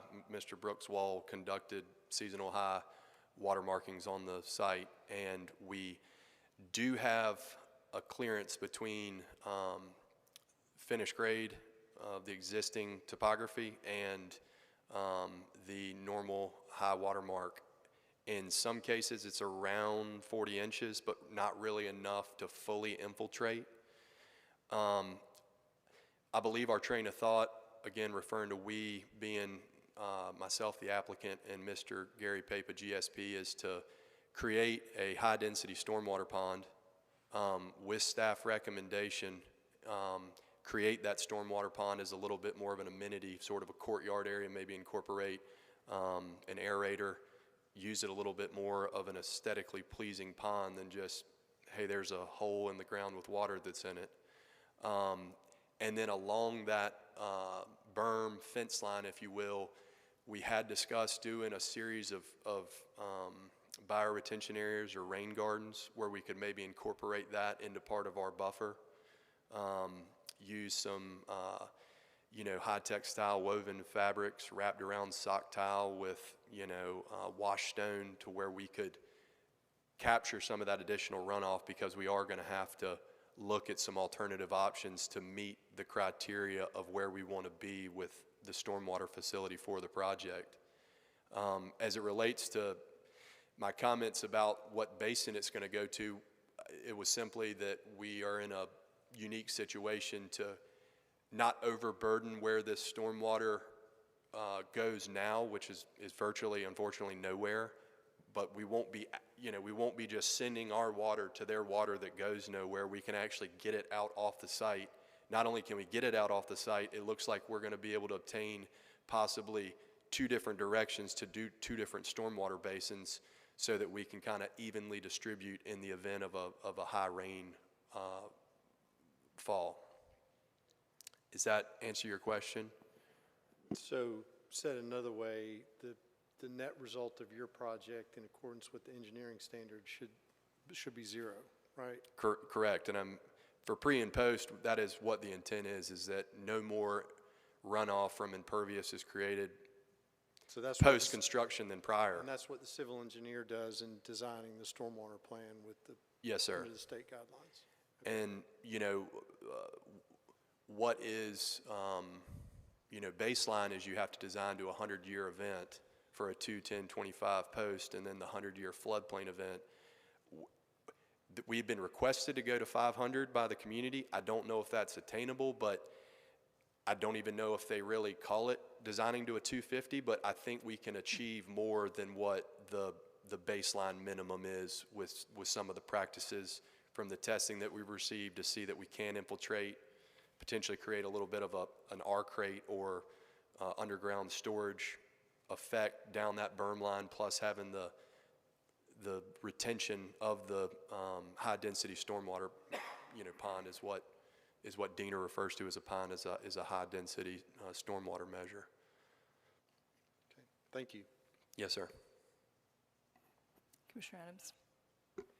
Yeah, I just want to follow up a little bit more on the stormwater basin, because that was one of my questions. I mean, we've all seen stormwater ponds that, by circumstance or happenstance, they end up with a chain link fence around them, and they're eyesores. And I don't have a good understanding yet, is this a fully wet pond all the time? Is it a, depression that will, drain over time? Tell me more about what the character of that is. Yes, sir. So it would be a wet pond. that wet pond's characteristics, and this again is coming from staff's commentary, would be to make it feel more decorative than just your standard stormwater pond. Maybe there's a fountain in it, maybe there's an aerator. We incorporate some feature that gives this pond more bravado than what you would find in a normal stormwater pond. You know, now, I mean, this is in the city of Wilmington, so they actually issue their own stormwater permits. I know that the state has moved to utilizing a lot of denitrification plants around the planting basin around the bottom, so you would end up with some flora to help with denitrification of the water, to help clean that water before it's sent off site. We are happy to include those features into the pond, as well as, you know, do some landscaping around it. Again, looking at city's comments, creating that courtyard effect, I believe the intent of it is to kind of utilize it more of a common space area than just a means of servicing water retention and water runoff. As it relates to the pond and its functionality, when there is a rain event, that pond will rise to an elevation higher than its normal pool. It'll enter a box with an orifice and travel through pipe, and then has to go somewhere. And so what we're proposing and what we're hopeful that we can accomplish is, let's say we get a 1-inch rain like we had last Thursday. That pond's going to rise 1 inch. That inch is going to go up. That orifice is going to get triggered. The water is going to travel through it. We're hoping to send that water through that existing stormwater pipe under Oleander, and then that basin that would be served by it would be Hewlett's Creek. Now say we get a 4-inch rain and that system rises, it functions properly, but then we need to exercise an emergency spillway. We think we can capture that higher elevation water and send it into another direction so that we don't overwhelm the stormwater basin into one direction. And the benefit of both of those directions is that it is in none of our collection of data from surveying, engineering, does it look like any of the surrounding property owners, none of their stormwater ever has the opportunity to go where we're trying to send ours. It goes to the south, down 58th Street, and then those culverts just eventually end into stormwater boxes, so they don't really ever have any treatment or retention area that they travel to. And they effectively have no stormwater management whatsoever. There's just existing culverts in the road, and those culverts just end to nowhere. And so we're hopeful with what we found through investigative studies that we can not become a burden to the existing property owners, and we can actually do something relatively unique in the fact that we could potentially send normal pool elevation stormwater in one direction and a higher elevation into another. To come back to your question, that stormwater pond would always remain wet, and we are dedicated to working with the city to giving that courtyard effect and giving that stormwater facility some aesthetics. I've got two more questions real quick. So Tulip Drive and Roseland Drive, I mean, I understand the connectivity to the street grid, and this might be a question for Brian, but will you as the applicant be like basically upgrading those roads so that they're actually serviceable? Because the photos that you can see online and what we've looked at tonight, just establishing connection from your property to those doesn't suggest to me yet that, or I don't have an understanding of, will they be made functional, both, well, either pedestrian or vehicular connections off your property? So the roads are functional by all definition. They're just not the most sightly. It looks like there was some techniques used with maybe a sand coat on top where there was not a full layer of asphalt placed to give that finished blacktop look. But the roads are solid and they are city roads. In conjunction to where we would come into the picture, we would most likely be required to mill and overlay where we conjoin to Tulip and Roseland. To what degree of length, I don't know, but we'll basically have to get a milling machine so that we match elevation when we tie these roads in. And typically that over pavement is somewhere between 30 and 50 feet so that you can get, you know, a connective crown between the roadways. I did hear the comment, we will have to put, you know, rollback curbs in the gutter system, so water that would get out to the road is going to travel to those collection basins and then get to our pond before they can roll down the road and flood the road out. And in a lot of cases, you end up with a slightly higher elevation on the roadway. We can make an extra effort to raise that road match, you know, a couple inches to where we don't send water in that direction. But to try and more concisely answer your question, the roads are functional. They're just not really that aesthetically pleasing. We would be coming in with fresh asphalt and having to mill and overlay to match that elevation line. We could, in fact, potentially raise that road crown a few inches to keep water from going in that direction. In addition to that, we are going to be required by city engineering to put rollback curbs with gutter systems into them to get to our pond. Okay. And last question is about you showed us just a very preliminary design for a typical townhouse. Was that the front elevation we're looking at? Yes, sir. And the reason I asked this question is because a lot of your units are fronting on Victory. And will any of these units have stoops or front doors or anything that is more like what you would see in a residential or neighborhood basis?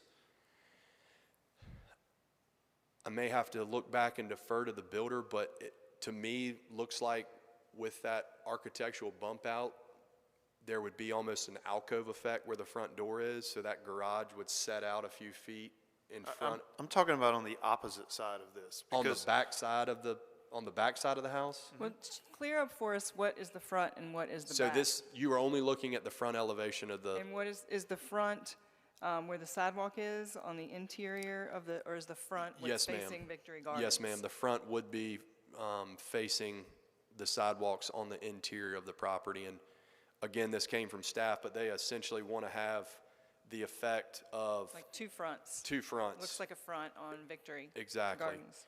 I would imagine the rears would mirror, this architectural style pretty closely. Yeah, we'd like to. I recommend putting some elevations together for the city council package, so Yes, ma'am. that it's a little more clear to the folks that come out for the public hearing, and of course, city council want Yes, to ma'am. see that. So.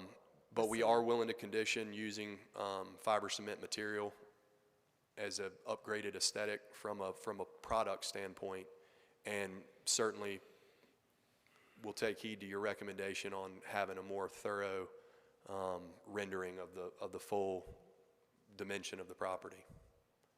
I took over your question. I'm sorry about that. So go ahead with you. Did you have more on that? Okay. All right. Where are we? Any other questions for the applicant? All right. Thank you so much. Thank you so much for your thorough answering of the questions.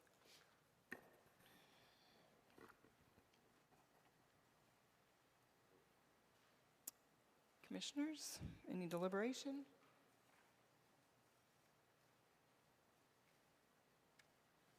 Mr. Koffer? May I ask Commissioner Goings a question? Sure. What are you seeing here on stormwater?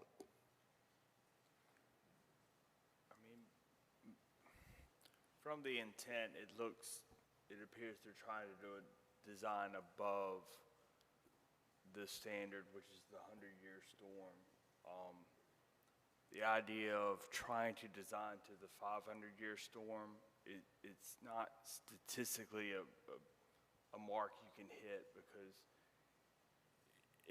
these storms, they're changing so much that these markers move up and down as we have more storms.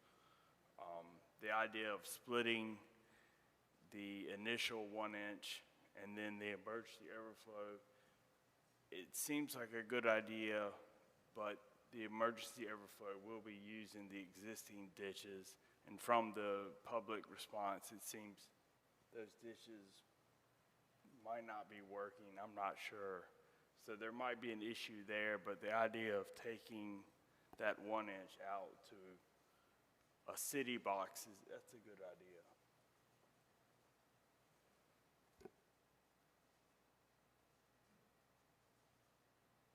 Any other deliberations, questions? Commissioner Adams?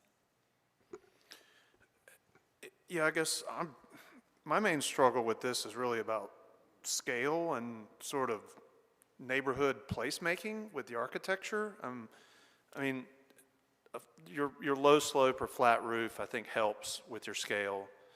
I think that, again, looking at your site plan and a sizable number of units along Victory Gardens, essentially they're back turned to the street. Seems counterintuitive to what you would want to do to sort of activate and put doors and stoops on a street. So that's an issue with me. I'm also still just really struggling with this idea that the stormwater is going to be an amenity yet, especially hearing what Mr. Goins said. I've seen the idea of stormwater as an amenity gone bad so many times that having it be open to the street, visible to kind of the public right-of-way, these are just some real kind of concerns I have, with the plan.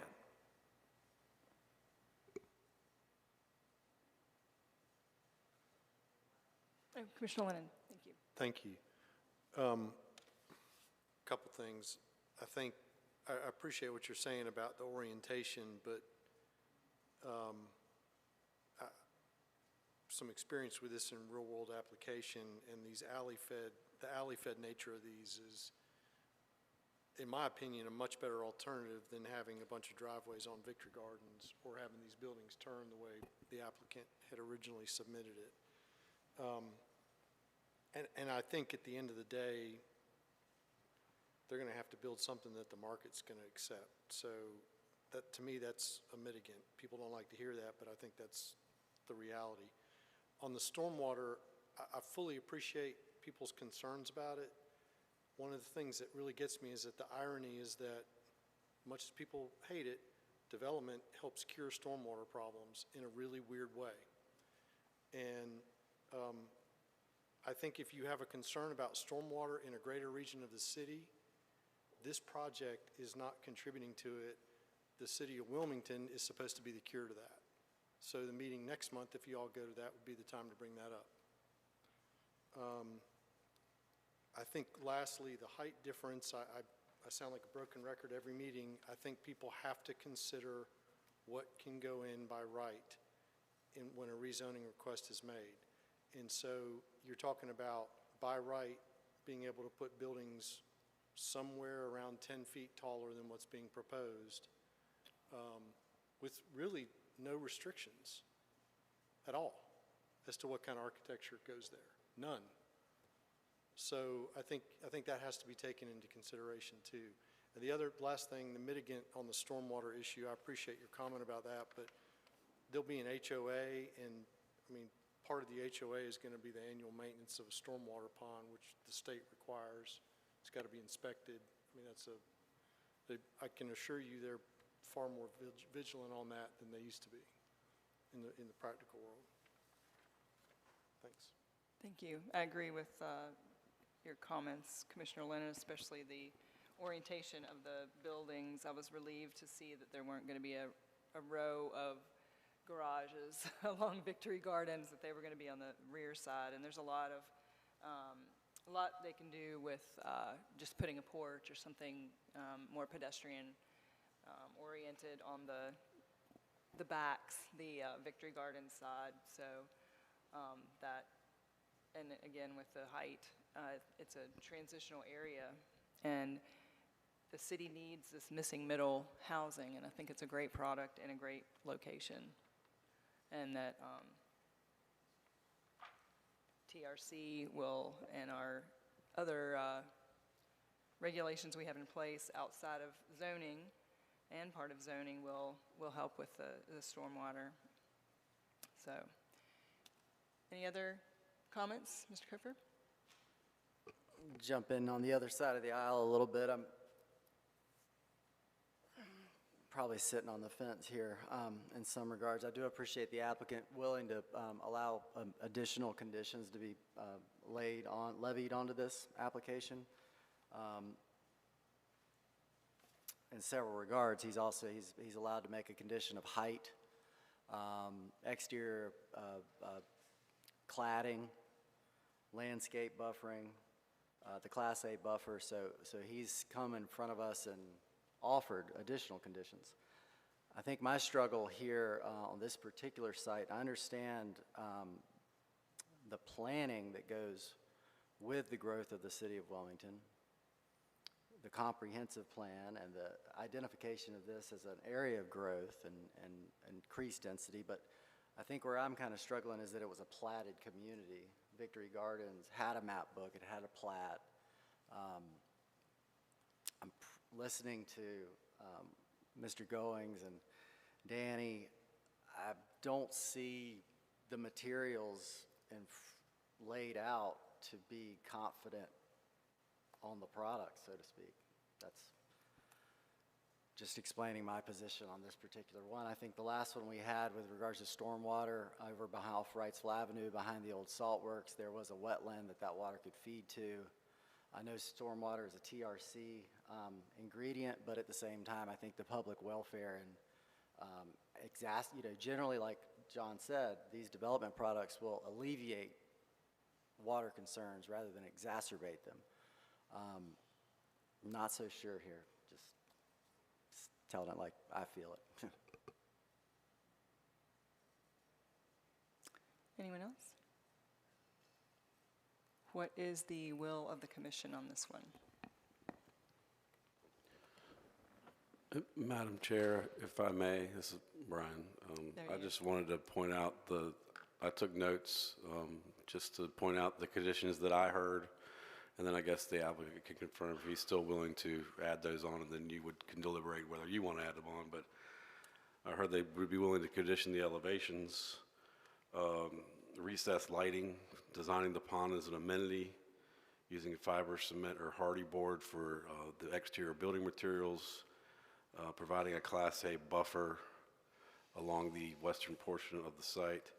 And then I don't know if this was just trying to explain an option or not, but he did mention rain gardens in the buffer. So I just wanted to make sure that I reiterated what I heard. Thank you. I didn't take notes as thoroughly as you did. I don't, in principle, agree with conditioning materials just because it impacts affordability.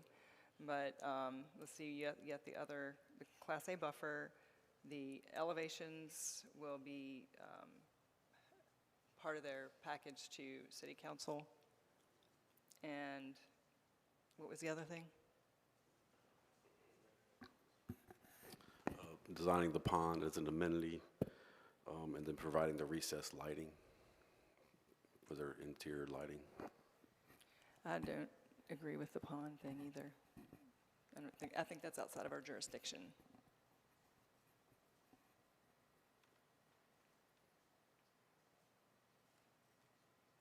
But there's 7 of us up here, not just me, so. Any other comments on this? Madam Commissioner, if I may, I agree with you. I mean, I'm not sure what role the municipality has in defining ingredients. That's more of a historic district overlay or an HOA. But I'm not an attorney, that's just my 2 cents there.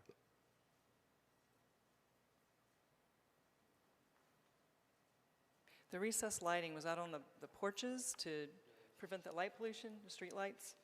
Okay. Yeah, it's my understanding it was the lighting within like the parking areas and Street the lights internal on, drives. recessed into what are they recessed into? I really, that's the That's word a that term I'm not was used. familiar That with. was the word that was used. I was For more looking at streetlights. the lights that were shown as the illustration.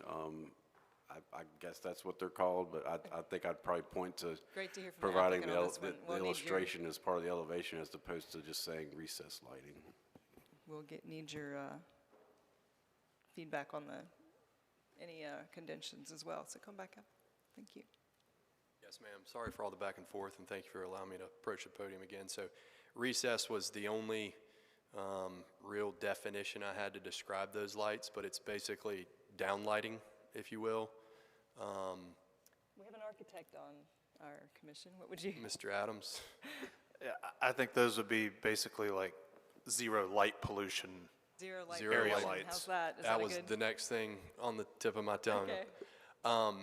And I also wanted to confirm if we cannot include a condition about, making the stormwater pond more aesthetically pleasing, I did want to include, we're agreeing to incorporate landscaping around that pond. If that helps clean up that language, just provide natural elements around it. And then also we are willing to include the bioretention area or the rain gardens along that buffer to help with some of those stormwater concerns. Again, it's just a matter of practicality. Those areas can collect water, and we do have reporting from ECS that would show that we can infiltrate some of that stormwater in the ground. That would be the intent on utilizing those bioretention areas or rain gardens against the buffered area, if that makes sense. So we are willing to include the rain gardens along the buffer to help alleviate stormwater concerns. So thank you so much.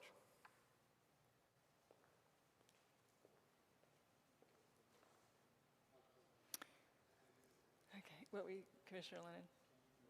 Here's what I have that made my cut. That number 7 would be adding the Class A buffer on, what is that, the east side along residential. Number 8 would be holding themselves to the elevations that were presented to that are presented to City Council. Would that just go in number 5, Mr. Attorney? Site plan is submitted and accepted by the City Council, just said site plan and elevations? I think that would Is be that the best fine way? if it's updated to include the height information, then that would cover that matter.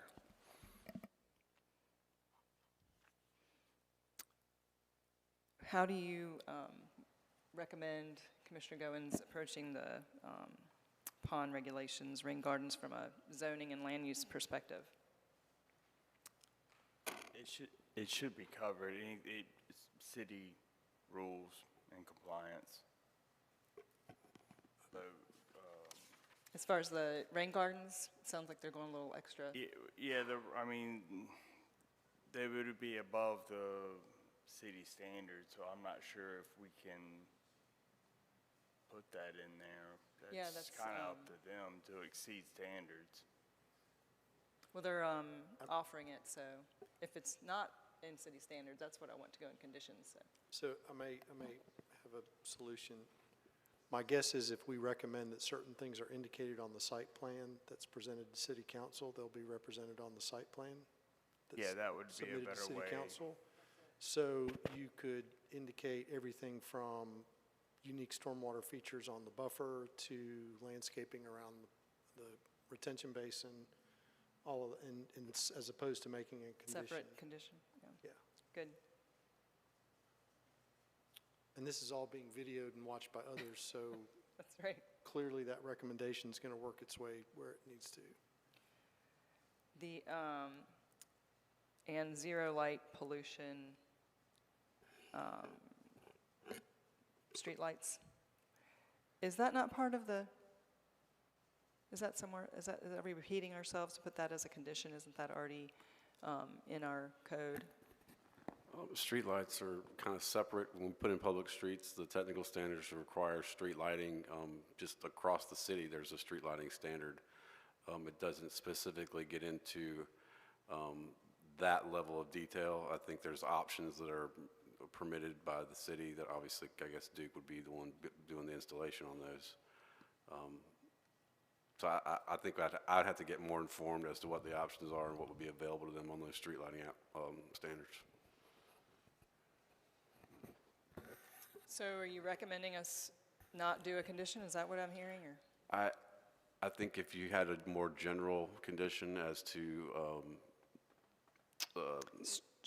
Street lighting shall cause not shine on any adjacent residential properties, that kind of thing, or I don't know enough about streetlights to suggest a condition as to what a zero light polluting lamp might be called, or how would you go about conditioning that. So I would defer to some other expert. Maybe there's somebody up there. I think it's not necessarily street lights. I think it's exterior area lighting is really kind of generic enough that you talk about the areas that are off the right of way that can also be impacted by exterior lighting. If I may, one term you could use is dark sky compliant as a way to enforce the downlighting.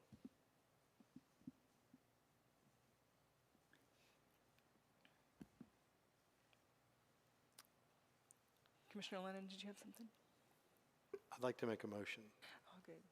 Are you clear on all these conditions? Or do you want me to Absolutely review them? not. Okay. I'll review what I have, and I've got from the conditions on page 4, in condition number 4, add after the site plan is submitted, after the site plan include an elevation. So it reads, the use and development of the subject property shall be in substantial compliance with the site plan and elevations as submitted, accepted by City Council. And I have 2 additional recommendations. Number 7, to include a Class A buffer adjacent to the residences on the east side. And number 8, exterior lighting shall be dark sky compliant, because that is just a really cool term. I'm not sure where it came from. I haven't read it in our codes, I don't think. But I like it. I like it. From here on out, I'm going to be using that.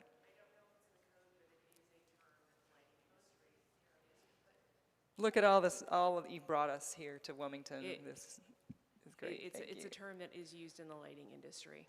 So awesome. It means basically downlight, shielding it so that it's not going up into the night sky. Great. How's that? Is that the same thing you have for your motion? Okay. Sorry, it's a little late. I'm getting punchy. Commissioner Lennon. Madam Chair, I'd like to make a motion for the approval of agenda item number 4, the rezoning from R15 to R5 conditional district for 222 through 246 Victory Gardens Drive and 5815 Tulip Drive.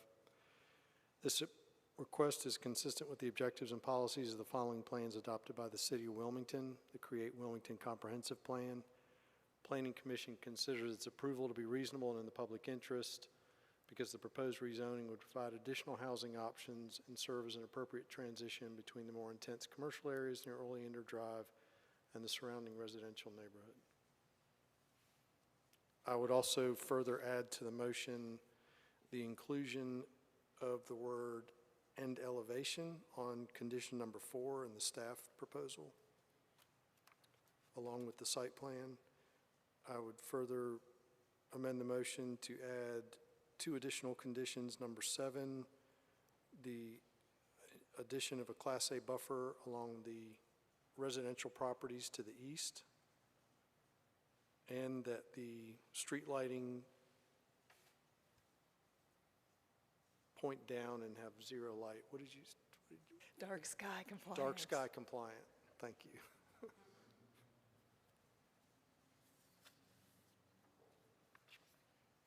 That concludes my motion. Thank you, Commissioner Lennon, for taking that on. Commissioner Lennon has moved to approve agenda item number 4. Do we have a second? Second. Commissioner Woodruff with the second. All right, so put your microphones close. And we'll do a voice vote on agenda item number 4. The motion is to approve agenda item number 4. All in favor say aye. Aye. Any opposed? Nay. Nay. Nay.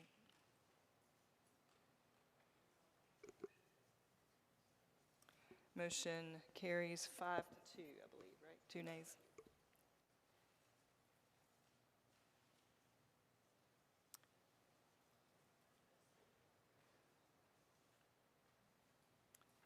Thank you, everyone.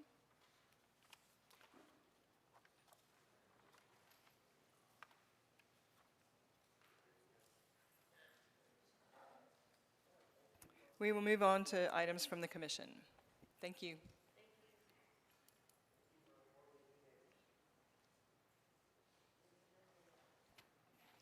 Do we have any items from the commission? Madam Chair, I do. I said earlier tonight during the item number 2, I guess, that I felt like there were 2 issues, and I would just like to go on the record and maybe get staff's feedback on receiving a neutral position. I've always looked at this, and maybe I'm wrong, but I've always looked at this like we rely on the professional planning staff to provide guidance as to whether a proposed project is consistent with the current zoning codes or not, period. I'm also very troubled by, if you compare the conditions in item number 2 to the conditions in item number 4 that we just looked at, they're pretty different, which is concerning to me. The other thing that's concerning to me, and I will not take the time given it's almost 10 o'clock, but if you go on page 4 of the staff's write-up, as I mentioned earlier in my comments, a number of those items are TRC matters. They're technical matters. I still am struggling to figure out what it means to say, as shown in the chart, the split between policies that support the proposed rezoning and those that do not support the proposed rezoning is close, and the weight importance assigned to the various policies by the city's legislative bodies could shift the balance. So if the intent was for the planning staff to just kick this can down to us, probably would have been better to just write this way. I'm just being really frank right now. This looks like it was written to deny, and then it got adjusted. That's how it reads to me. Because, again, I marked it all up, but there's inconsistencies throughout the document. So I'm more concerned about the process that gets us to that point versus the actual project. That's said what I meant to say. So if anybody has any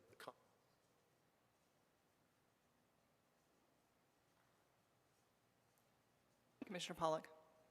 Yeah, overall, Commissioner Lennon, I cannot disagree with the points you just made. I think you're spot on. The other thing that I would just really implore staff is this event called a Planning Commission meeting comes around once a month. I mean, it's on everybody's calendar, okay? And John, you made reference to it earlier when we were talking. You said in the 47 hours that I've had to look at this thing, and I can only ask you to really consider the fact that, God, if we don't get this thing by Friday, I mean, we're at a severe disadvantage to be effective. Is just my honest, and again, I'll be frank and brutal opinion. So I would ask the staff to do everything you can to make sure we have this package in our hands by no later than Friday, because then it gives you at least the weekend to go out and look at the properties, to read these things. Because, I mean, item number 2 tonight was pretty detailed, very complex. I get it, okay? Would have personally liked to have a couple more chances to read through that, because there were a lot of aha moments for me tonight. As an example, I may be in a minority. I would appreciate anybody else's opinion, but as we went through the discussion and the deliberation, there was quite a bit of, oh God, what about this and what about that, as I'm sure it was for you all as you went through it. So I'm just asking you, I mean, this is a once a month occurrence, and we're just going to have to plan for it. It's got to get out the door in our hands by Friday. That's just my humble opinion. And you guys have been on this commission longer than I have. I'd appreciate your thoughts, because like I said, I'm just one man's opinion. I'm happy that it appears to be a one-time situation. It's very unusual for it's almost like a perfect storm. The fact that it was a little later than we normally get it, and the format has changed, so took me a little more time to get used to the format and where things were and how they were laid out. And there were some surprises for sure in the conditions, and the fact that that wasn't something that was reviewed with the applicant beforehand. That's not normal. So there's a lot of abnormal things with this one. I trust that the internal processes are going to be remedied to make sure that we get back on track. So, and don't necessarily, in principle, agree with the fact that there was a one-time neutral. I'm comfortable with that. We're here to help and bring our expertise to the process in all cases, including this one. But I don't necessarily agree that the outcome was appropriate for this one. So, does that make sense? In general, as a general rule, I didn't see anything wrong with, there's a neutral. I don't think there's anything inherently wrong with that, but there were a lot of other abnormalities with the packet that I think if we may have changed that was neutral or not. Madam Chair, I think one of the things that I struggled with, I don't disagree with the concept that there's a position that planning staff ends up being neutral. My issue is the way it's written, and the other corresponding argument that it be left as light industrial. I don't, and then you go through and you start looking at the gradings and the comparisons, and you're talking about dinging them for bike paths and ped connections, and okay, so when Amoco goes and puts an oil refinery there, how's that going to work? So that's what I struggled with, was not necessarily the conclusion of the staff report as to the way they chose to get there. So. Agreed. And looking at what is in the public interest, and taking a step back when we get up here, what is in the public interest, and getting out of the weeds of the policy. It's a different perspective, and that's the lens that we bring to it. So, any other items from the commission? Items from the staff. We have, you've been sent the calendar for meetings in 2023, and note that the shift in the January and July meetings from first Wednesday to accommodate holidays. Let's go ahead and I would love to entertain a motion unless anybody has any burning desire to change the schedule. I'd love to hear a motion to approve. A motion to approve the meeting calendar is what I'm looking for. I'll make a motion to approve an You're in the dark over there. See you. updated calendar. Thank you. And we will do a voice vote. We have a second. We'll do a voice vote on the motion to approve the 2023 meeting calendar and submission deadline schedule as presented by staff. And all in favor, say aye. Aye. Any opposed? Thank you. And now it's that time. If there's no other business from staff, is there any other business from staff? Any updates from City Council or anything? Madam Chair, I can provide an update from last night's council meeting. Thank They you. did approve the rezoning of Montclair, which is that kind of infill site in the middle of the neighborhood between Wrightsville and Wilshire. They did add a condition that 3 of the lots would not be allowed to have ADUs. So that's what occurred last night. Thank you. 3 of the lots out of how many? 3 of the 10. There were 3 lots that were a little more square than long, and they thought that those would be not appropriate for ADUs. So that's the condition they placed on it. Oh, great. So they specified which? They specified unit, exactly what which- 3 okay. lots. Gotcha. Thank you. All right, it's that time, I think, unless anybody has anything else. To move to adjourn, anyone? I think it sounds like Commissioner Woodruff moved to adjourn, and there's a second by Commissioner Lennon. All in favor? Aye. Any opposed to that? We're adjourned. Thank you for your hard work tonight. Happy holidays.